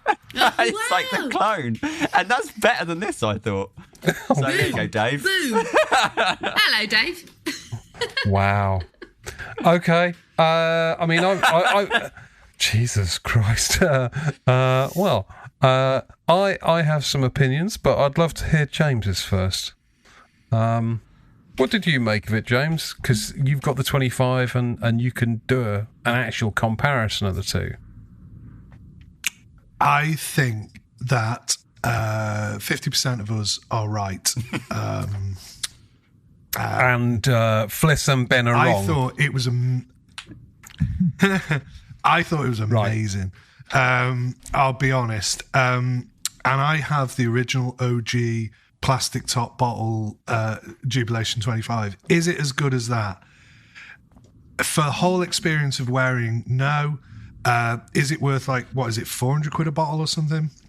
Maybe not. However, when you first spray it, in comparison to the original one, you get a much more... and when I say camphorous, I don't mean in the sense of camphor that you would consider in a perfume, right? So when you get like really high quality, like elemi or frankincense or whatever, it has this almost mentholated, like minty, camphorous quality to it, right? And I get much more of that in the top of this, whether it's just because it's fresher than my bottle or whatever, I don't know. But I just got this, like, the raw materials in it feel so much more present. But as with this weird effect that happens with all of these higher concentration perfumes, they don't last as long, right? So it goes on your skin like greasy, and it's really strong and present to begin with, and then it dies a bit of a death, right? So the EDT is definitely more diffuse and carries the vibe. It's much more like everything's sort of, for want of a better term, sort of blends into each other better, and you get the full sort of rounded experience, where this is more of like, pow, I'm hitting you with like this like element of it, and then the next phase is like a little bit more of this element, and it's all the same stuff that's in that original perfume, kind of turned up to 11 in a sense, because I get almost everything, but it feels a bit more disjointed. So you've just said 50% of us are wrong, but then you've kind of agreed with us. No. Well, Ben hated it, and you were like, nah. Well, I said, why would you wear this when you could have the Jubilation 25 experience? And you've just talked about the Jubilation 25 experience as being pretty cool and a little bit better. Yeah, but are you going to have that offer, James? Yeah, you're going to fucking have that. Exactly, a little bit better. Well, I think what I did was give, a quite a thoughtful answer. And, like we did. I'm not suggesting. but no. I'm not suggesting that you didn't. No, and yet, in a roundabout way, we did pretty much say the same thing. However, I'm much more on board with it in terms of, like, I think it's a really good perfume, and I can't. I can't be down on it because it basically smells like Jubilation, right? And it could have been a hell of a lot worse. You can't not be I down actually on think something because it could have been worse. That is like the worst reason for liking something I've ever heard. Could have been worse. Well, no, but also it's kind of that thing of like building something up and hyping it and putting it on a pedestal and then it not living up to that. There's not a lot worse than that, is there? Really? I think the issue of expectations is critical, really, because the challenge with Jubilation 40 is, I think, it suffered from a burden of over expectation, and it's like Emma Raducanu. Fucking, but Emma Raducanu fucking absolutely smashed it in the US Open or whatever it was, and then has basically just the weight of expectations has meant that she's constantly underperformed. Actually, that's not a great analogy, but you know what I'm getting at. And I think it's a really good perfume, but I think it has suffered from over expectation. I think people assume at 40% it's going to be like nuclear and it's going to be the original one, but like just amped up.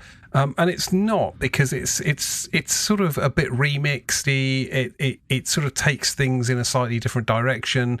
It's a bit more emphasis on the fruitiness for me, and then quite a lot of vanilla. And I like it. I like it a lot as a perfume. I think it's great. It does not last terribly long on me. The original did not. This does not. It doesn't really fix that problem. And so, for £400, it's a tall fucking order. But as a perfume, I've very much enjoyed it. I should probably clarify that. I don't dislike it as the perfume is fine. Like Jubilee is a nice perfume. It's fine, but I think, like we said, it was more my expectations, and this didn't go the route that I hoped it would. But like generally speaking, like as a perfume, yeah, it's fine. I don't mind it at all. Wouldn't say I love it, but I don't mind it. It's not my favourite Amouage, but yeah, it's good. Another thing about the raw materials, just while I'm smelling it on my arm now, right? People go on about the patchouli in the original. I don't think the patchouli is particularly earthy in the original one. It's quite earthy in this, right? I can smell patchouli more in this than I can in the original one. Yeah. Yeah, no, I it's very strong. Yeah. In this one. Okay. For me. Okay, well, so a bit of a mixed bag again then for Amouage Jubilation 40. Shall we talk... Jubilation. Yeah, what were the other two? So one was Avestan. Should we talk about Avestan? So Avestan is a perfume that was created by a chap called Brandon Truax. He is, or was, a very interesting character. He was a bit of a sort of eccentric chemist who created a number of ranges of sort of skincare stuff, including the Ordinary, which are amazing. I use them all the time. Okay. So the Ordinary, very well priced, very scientifically based, skincare stuff.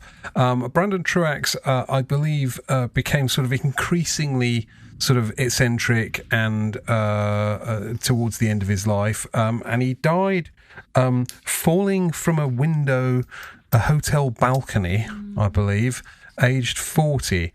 Unclear what the cause was. I know his name. Why do I know his name? Brandon Truax. I don't know. I mean, it's a pop star sounding name, that one, isn't it? Brandon Truax. But yeah, so he apparently created one and only one perfume.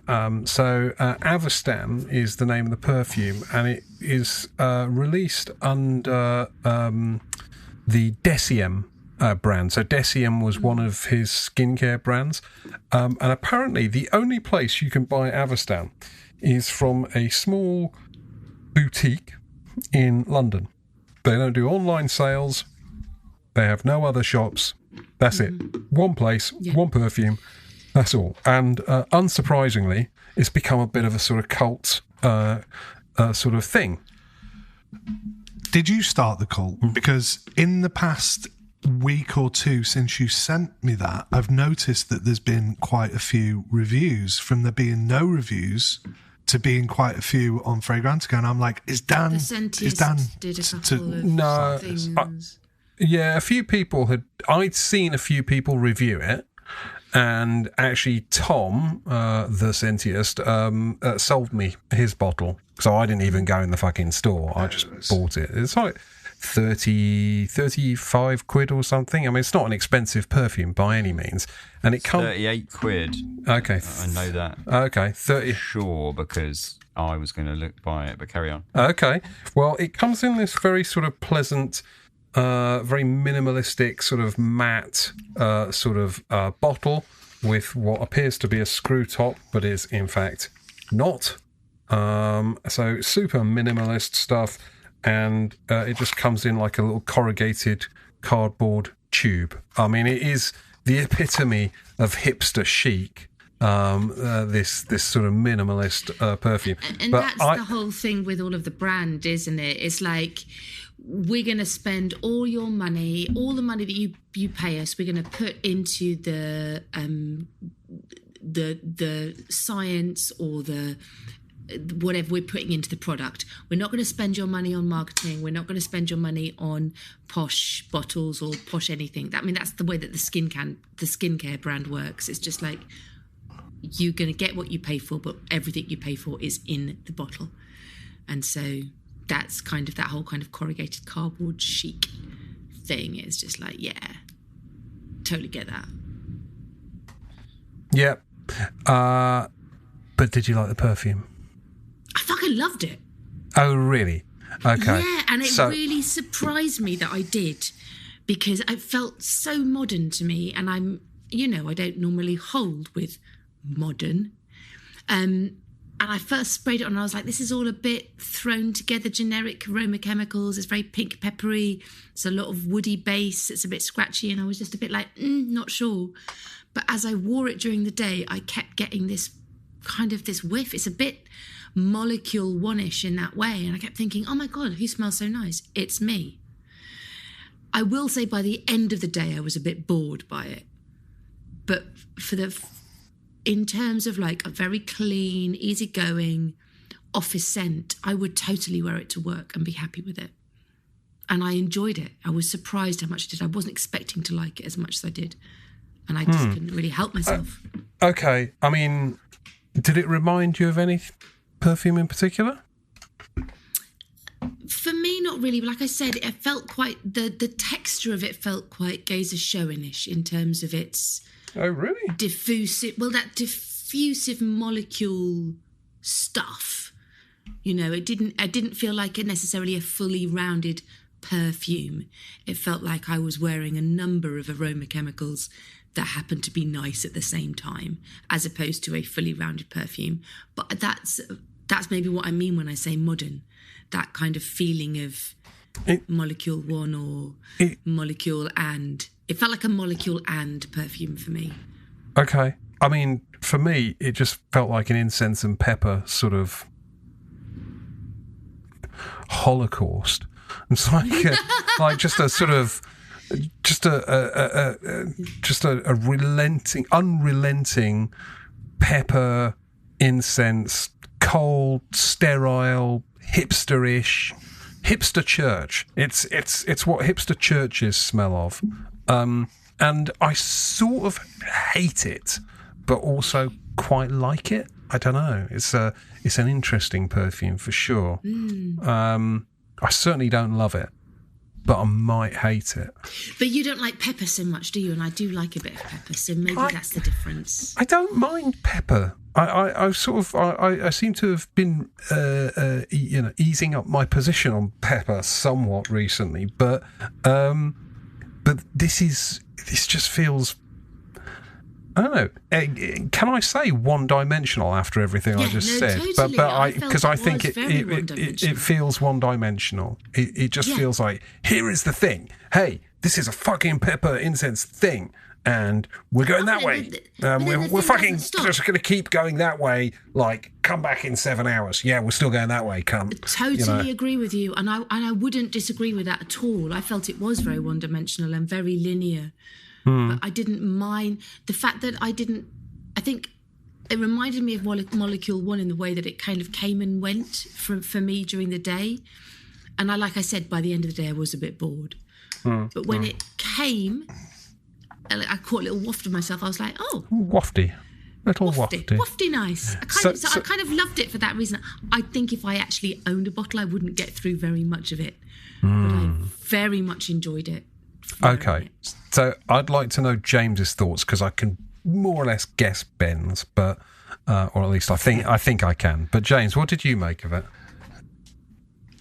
I completely understand. It doesn't evolve very much, and it does just do pretty relentlessly the same thing. However, what's clever about it is it's like, and maybe similarly to those kind of products of that sort of no-nonsense thing, but you know, like when they go on The Apprentice or something and they go to like they have to make a fragrance or something. It has happened before, or they have to make some kind of scented product and they always go, oh, it's supposed to be for a man.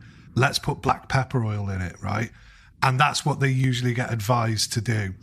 And this, to me, is like that overdose of that kind of black pepper in the opening. However, it's not just that, because you smell like the mildly, slightly sweeter pink pepper. It goes to almost like mace and nutmeg slightly as well. So I actually think that this pepper accord is not just let's stick in some black pepper, which black pepper oil is lovely, by the way, but it's more, there's slightly more to it than that, but it's not complex, right? It's just like, it feels like modular, exactly like, I get the Geza Schoen sort of comparison, because his are very linear. They do the same thing relentlessly throughout, but they have strange levels of it's almost like a trick, right? It's like tricking your head. It's like some Derren Brown shit, right? It basically it does the same thing relentlessly over and over, but it almost makes you kind of change or something. I get like a sort of freshness of LME, because I've written some notes here, right? So, which is sort of more characteristic than, and I've said church incense. So again, pepper and church, we've mentioned all these things. I think some of the things that threw me slightly was, and it was Ben had mentioned them on our WhatsApp group. So we have a WhatsApp group. So I said, Ben mentioned some spoilers on the Leso's WhatsApp group about a chlorinated spunky note accord, which while I didn't want to let that influence me, I don't think it has. I mean, it hasn't influenced me, not that the fragrance doesn't smell a bit spunky, because it does. So, these are your notes. Yeah, and it has I love the fact that your notes are so kind of elliptically written. Basically chatting to yourself. Offering yourself clarifications on what you just said. I love that. This is for somebody else. I mean, I'm saying it's a note, but this will be a review one day. But I do talk to myself like that. It's perfectly normal. So no, and it has this slightly like wrong quality to it. And I've actually put some stuff in here about you, Dan. So do you want to hear that? Yeah, go on. It's like one of these edgy brands trying to be edgy, but it doesn't. It probably isn't, because it's come from Dan, and I just have in my head that it's one of these nouveau looks punched up Harrods affairs, even if it's actually from the pound shop. So it's kind of in between, because it was sort of like seen. It isn't that. Because it's not that, though, is it? Because you've explained what the brand is, and I'm like, that explains a lot. So in actual fact, what they've done is really on brand, this guy. And I think because it's an incense, crudely an incense perfume, you expect masses of like resin materials. Doesn't smell like that at all either. So for an incense perfume to not have the usual tropes of labdanum or those incense base, that's really quite clever and interesting. Like I say, look, it seems like more of an accord constructed with molecules and aroma chemicals which have an incense type properties. Therefore, it's quite unique. Then another thing Ben alluded to was that it was clay-like. And although I can't quite get to that, maybe it has that like biscuit fired clay. I'm only saying that shit because that pottery program's on at the moment. I don't really know what's and it's slightly strange. I'm going to cry like that guy in a minute. I don't the know guy what you mean. the judge who always cries. Oh, you don't watch the Throwdown? Does anyone else watch the Throwdown? Bake Off, but for pottery. It's like the Bake Off, but the guy always goes, "Oh, it's so beautiful what you've really made," cute. and he like cries. It's very cute. It is cute. Sounds fucking. He's clearly so It's passionate. not your thing, Dan. It's not your thing. Yeah, I'm with Dan with that one. That sounds tragic. Excellent. Anyway, that was it. So what I associate with clay is that kind of slip, that sort of gritty, like earthy, fresh clay, but like kind of a bit wet, if you like. Whereas this is drier than that. And for me, that clay thing, it feels like the clay is a living and of the earth. Whereas I think that this smell is absolutely super hipster aroma chemical. There's no naturalism here at all, and it's not pretending to be natural. So everything that you get is it is aroma chemically, and normally I complain about that when I can smell it in a perfume because it's taking away from a natural feel. But this is just there's unapologetically there's no naturalism here. It's just some cool chemicals that smell cool on you. Yeah. It crudely reminded me of a couple of pepper perfumes. So there's one, a discontinued Balmain one, which was a men's one, possibly called it's Balmain. Carboni, I think it was called. Does anyone remember that? Yes. I can picture it. I don't think I've ever actually tried it. I can picture it, though. Which must mean it's one that I spent some time sort of looking up when I was going through my vintage phase. It's called Carboni de Balmain. Yeah. That one. Yeah. I mean, did you like it, James? I'm not sure whether you liked it. I did like it. I'm not sure that I'd go crazy about it and be like, oh yeah, it's amazing. 38 quid? Would you buy it? 38 quid, I would be all over it. Yeah, for 38 quid. If it wasn't so hard to get. Well, I think they You'd are. have to go to London, darling, and we know that you don't. Here we go again. I knew you'd say this. I think they are thinking about like how to sort of put it on their website. capitalise on its. Yeah, it would.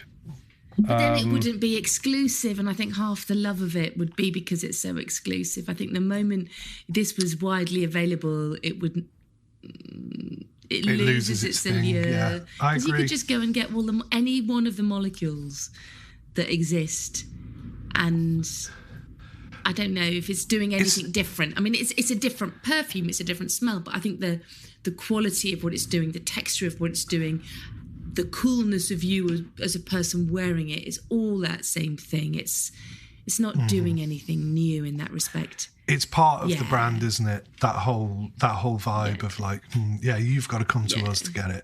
But I think like it's a bit like it's really annoying. And I know this is not a watch podcast, but the Swatch did a like collab thing with Omega. I've got one of them. I've got the blue one, the white and blue one. Uranus. Oh, nice. Is that like Uranus? Of course you have, darling.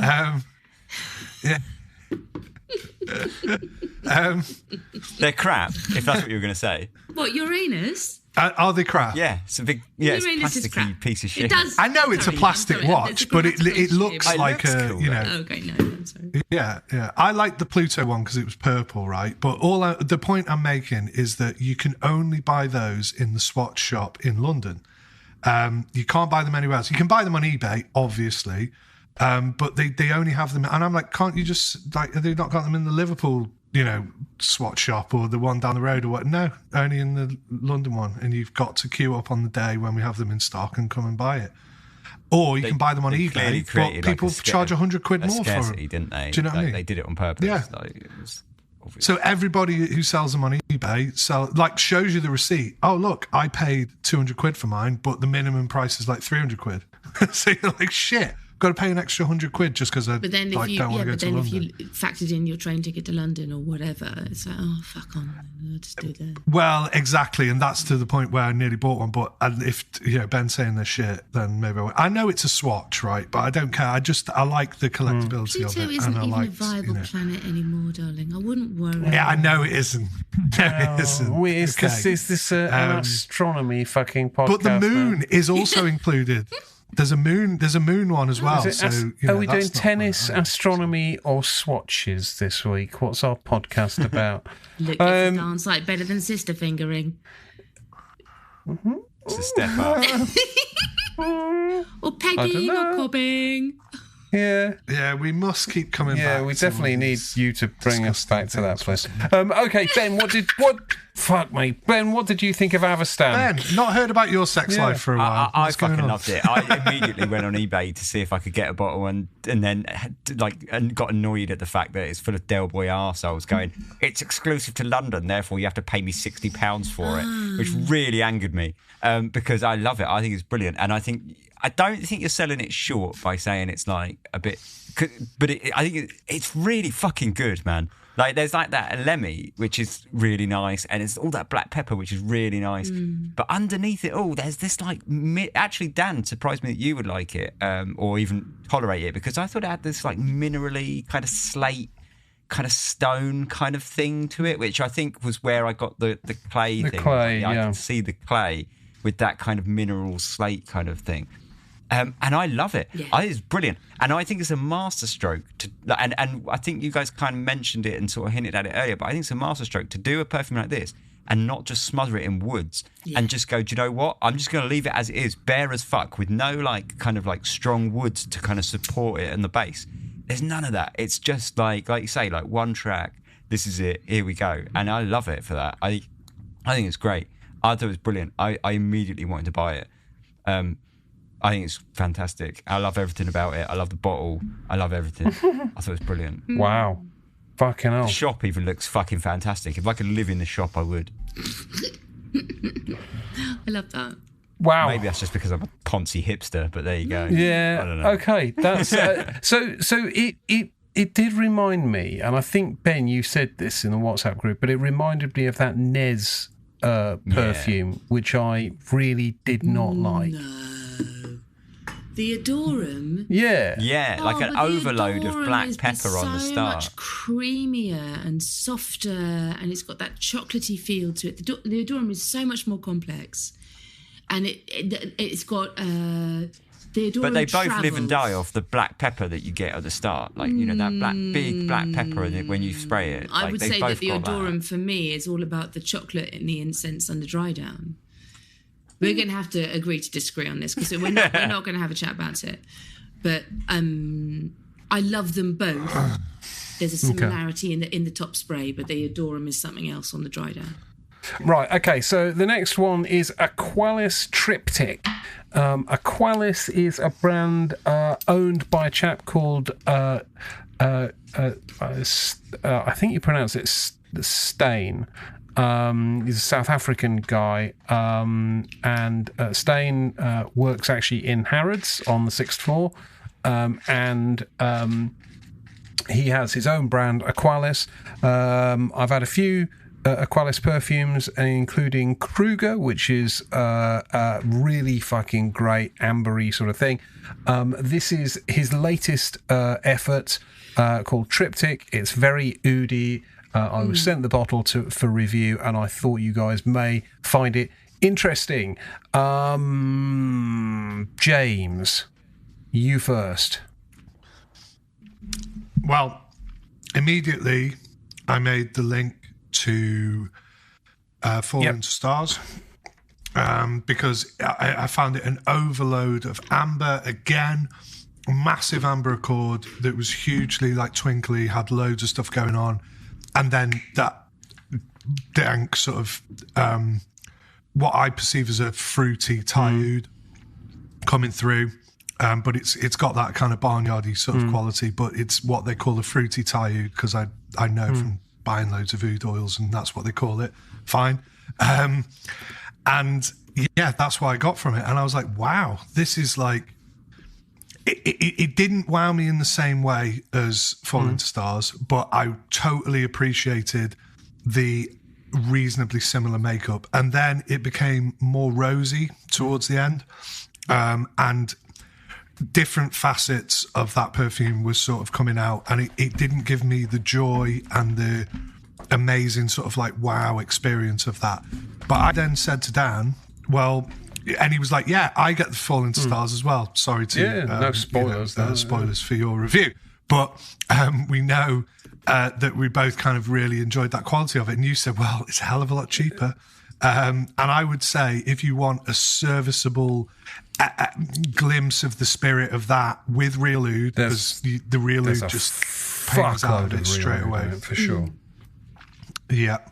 The bottle's glorious. And then you could do far worse than getting Have you seen... Yeah, it's cool. The bottle is so fucking cool. It actually hurts. I mean, it's mental. But I think that's a pretty well spot on review. I mean, it's basically it's by Chris Maurice, aka Xerjoff in-house guy. And he's obviously done fucking millions of perfumes. To me, this is Chris Maurice does Falling to Stars, right? But with really fucking high grade materials, real oud, an incredible bottle, and it's £290, I think, for 100 ml. Versus Falling to Stars, which I still love, and Falling to Stars remains my fucking, in my top 10, and this would be a very good fucking alternate, but Falling to Stars is now about £1,000 for a fucking bottle. So it's like, what the fuck, man? This is like, you could buy 3 of these fucking amazing sort of, I don't even know how you describe it, sort of ice cream cone looking kind of it's like you've nicked that off Cruella de Vil's fucking mantelpiece. Makeup table. Yeah. It's honestly, I think it's brilliant. It's more so for me. This is much more skanky than Falling Stars. Like people always go, "Oh, Falling Stars is really poopy and stuff." It's like, nah, Falling Stars is just clean sort of amber. This has got like that fucking barnyardy sort of oudy heft to it that Falling Stars does not, although people tell me it does. Maybe it's, I don't know, maybe it's just the way I perceive it. But I thought a really fucking good perfume is how I'd describe it. I'm really pleased it exists. I found it... oud isn't my thing. I mean, it's just not. I found this so poopy on the initial spray, to the extent that I just changed a nappy, and I couldn't work out, having sprayed some on my wrist, I couldn't work out if I'd washed my hands well enough, if it was the bin was still open, or if that's a great comparison. But it kind of is, because actually when you've got your own child's poo, and my child's poo, because it's my child, I don't find it disgusting. It's just a very rich, malty smell. Do you know what I mean when I say that? It's weirdly, I do. It's not like someone else's in the same shit way that makes you want to heave. It's just an acknowledgement of a very physical, bodily thing that has a family smell to it. In the same sort of way, you would not pick up another dog's dog shit. Only your own dogs. Only your own dogs. As disgusting as it is, it's mine. Yeah, exactly. But once that had burnt off, that kind of that very... It's mine, and I'm going to eat it, whatever you say. I'm going to rub it on me, as much as I like. So Fliss had the poo on one wrist and the Aqualis on the other. But once that oud had kind of relaxed a bit, I found that the rosiness came through. It was super clean and very linear, actually, on me. And I kind of made a link to that feeling of the oud satin mood we talked about recently. Yeah. And I felt that it was wearing me. That said, I will echo what I said about the oud satin mood as well. I think it's a lovely smell on someone else or on a piece of my clothing the next day. And that's and this is just it's very much a style thing. I liked it once I'd washed it off. I just feel that this particular style of perfumery is just not my style, but I enjoyed it and I could recognise the quality of it, if that makes sense. Yep. Okay, it does. Ben? It was all right. And I see what all you guys are saying, and I liked it, but I also felt like this heavily reminds me of one of those like Ardals of France ouds that you get off eBay for $12.99. And I've even got a couple that I would put up against it and say this is either as good, similar, or better. I hate to say it because it's just, I don't know. The bottle looks brilliant. I like the balsamic kind of dry down that I think possibly like an Ardals of France would struggle to reach those heights. But that kind of like oudy opening, I've smelt it like a billion times, and like from like disappointing eBay purchases when I buy, when you get that kind of like hankering to just buy some cheap like Middle East like UAE like Ardals of France or something off eBay for like a tenner, and they've all got they all smell something like this, like a kind of like very balsamic-y oud, and I didn't really think that it offered me enough over those, really. That was it, really. It was good, but when you say about prices and stuff, like, Melt My Heart was like 1,000. This is like 390. You say you get 3 of those for that. You could knock yourself out on eBay and buy like a fucking crate load of a couple of Ardals of France, and it would probably get you pretty close. I've got one, in fact, that I think sits pretty close. I'll have to do a decant and send it to you and see what you think. But yeah. Well, yeah. I mean, strange. So where I sort of slightly disagree with that, and it's not, it's not to take anything away from your view of it, but for me, this definitely has a very real sort of oud in it, and whenever I've tried those, whenever I've tried those like Ardal Zafran type things, they have that synthetic Montal sort of oud accord in, which is just it's repulsive, whereas this is kind of nasty. And this definitely, as it dries down, it has some like what those other ones would never reach because of their synthetic like elements. It's like this has a lovely like warm, like smokiness to like the balsamic element to it, like, and that's like the oud, like the remnants of the oud, like giving it that kind of like slight dark smoky element that is, it's not smoke and it's not a smoke note or anything, but it's just that element of like almost like embers. Do you know what I mean? Like that you just know a synthetic oud is never going to be able to approximate. Whereas this is obviously better in that sense. But I just thought, like, as a scent profile, it wasn't doing anything for me that those perfumes can't, if you know what I mean. To talk about differences, I mean, obviously this was fair enough. A better perfume with clearly better ingredients, but it comes down to like maybe I'm not super into this kind of sort of scent, and so for me, I'm like, yeah, it's nice, but you know what, I'd rather just spend 12 quid and just enjoy it for like half hour, and rather than like something like this, like 400 quid. And no, fair enough. It's the tropiness of the rose, though. When it dries down to rose, it's kind of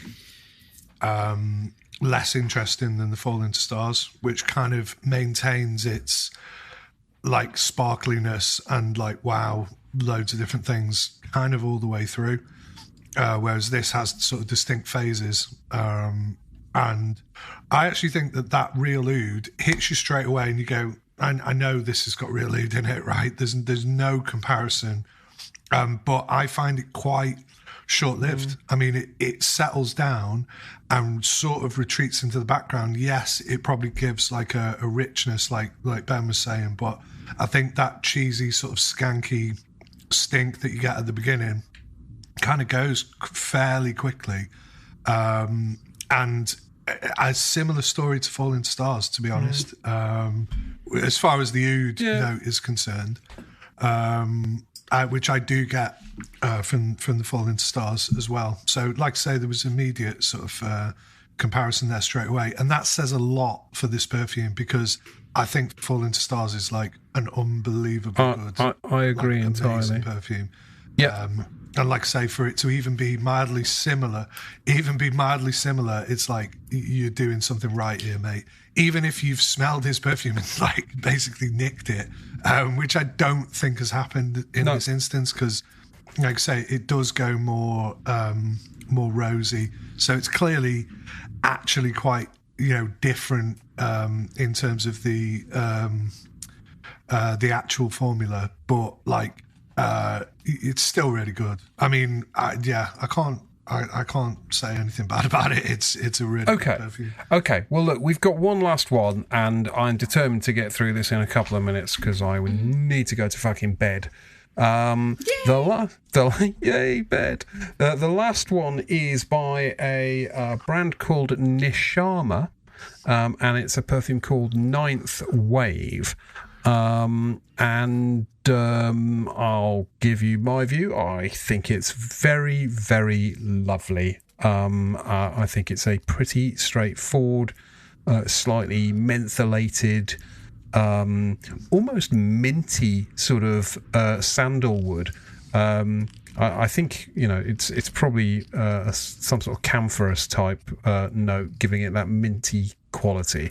But it feels quite bright and energetic, and then that sort of dries down, and you're just left with this rather lovely, slightly. My criticism would be it's a bit too genteel, but nonetheless a sort of fairly pleasant sandalwood. Am I wrong, Ben? Am I wrong? I loved it. I thought it was really, really good, actually. And I tell you what I really liked about it was that everything you just said, but I quite like the genteel aspect of it, and it reminded me of like a maturer gentleman's fragrance, like a Penhaligon's should be, but it's like this is what Penhaligon's aspires to be. If you know what I mean? Like it was really good. I really liked it. It was so much more complex, but I mean, the Penhaligon's link is not in sense of the way it smells. It's almost like the branding and stuff, such like that. Do you know what I mean? Like it felt like that sort of perfume of like a maturer gentleman's fragrance, a gentleman's cologne. Yeah. But it was really good, and I really liked it. I thought it was great. I thought there was like all these like kind of like this dirty elements in there in the background that I thought like were quite interesting. Like it wasn't super clean and fresh. Do you know what I mean? Like even though it was quite big elements of that, especially when you first spray it, it's quite citrusy and fresh and bright. But there was like some grunge to it as well. I liked it. I thought it was really good. And actually, the more I smelt it, the more I liked it, the more I was surprised that I liked it, because normally I don't think it would be the sort of thing that I would go for. But every time I sniffed it, I was like, I like this. This is really good. I was really impressed with it. I really liked it. Okay, cool. James? Yeah, I'm just smelling it now. I did wear it the other day, as I mentioned in my list, and I kind of at the time got a sort of lemony bergamot over like a kind of mossy woody base, and I don't usually like to be that vague with my description, but that's kind of how I felt about it. Now that I'm smelling it now, I get some geranium, which might account for the mintiness to it. And do you know what? I actually think it's pretty interesting, but I remember it drying down, and I've spoken about this a couple of times, that it reminded me a little bit of Agar Abienne, Ebienne or whatever, which is, and also that Joe Malone Oud and Bergamot that I was talking about as well. So it's that sort of synthetic oud accord with this kind of dry, like cedary, sort of woody, mossy kind of thing with like a bit of like citrus top. I'm not madly enamored about it. I like that I can smell this kind of geranium now. but I don't hate it. I think it's good, but I'm not crazy about it. All right, Fliss. No. Yeah, very similar. I do get that camphorous thing at the top, that slightly minty, and now James has said geranium, I can kind of smell that slightly rosiness to it. Quite a fresh start. I felt that on me, it didn't really go anywhere for very long, and it went quite quickly, and just, I'm going to be awful and just say I just found it a little bit forgettable. But like, that's nice, and then I probably wouldn't remember it. And it's just not necessarily my thing. It didn't move me enough to remember it or to make those neurons make a connection. But yeah, it's nice enough. Nice enough. Damned with faint praise. Yeah. So it's just again maybe just not my thing. Not my thing. Okay. So let's. I mean, I thought it's very nice, and I think again the perfumer is a chap called Simon Shah. I think that's how you pronounce it. And Share. I don't know. I'll probably get into trouble for mangling his name. But as far as I can tell, Simon has only produced 3 perfumes, all for his own brand, Nishama. So my guess is Simon is a probably self-taught perfumer also, an indie perfumer, and I think this one to me feels a bit more polished than most traditional indie perfumers. Yeah. Agreed. So I think it's quite an impressive thing, and he seems to have, I don't know whether you've seen the bottle. I'll try and get my fingerprints off it. But I think he's done a very nice job with the presentation. It's very sort of minimal. Very reminiscent of like vintage stuff. Yeah. Yes, not dissimilar to that vibe we were talking about before with the Sheldrake and actually it's the same style cap as the Sheldrake one. It's just different colour. But I think it's very good. I think he's done he's created a nice brand there, and well.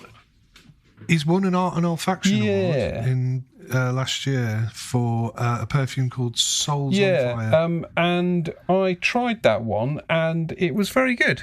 But I don't know. There was something about the sandalwood one that I sort of, I don't know.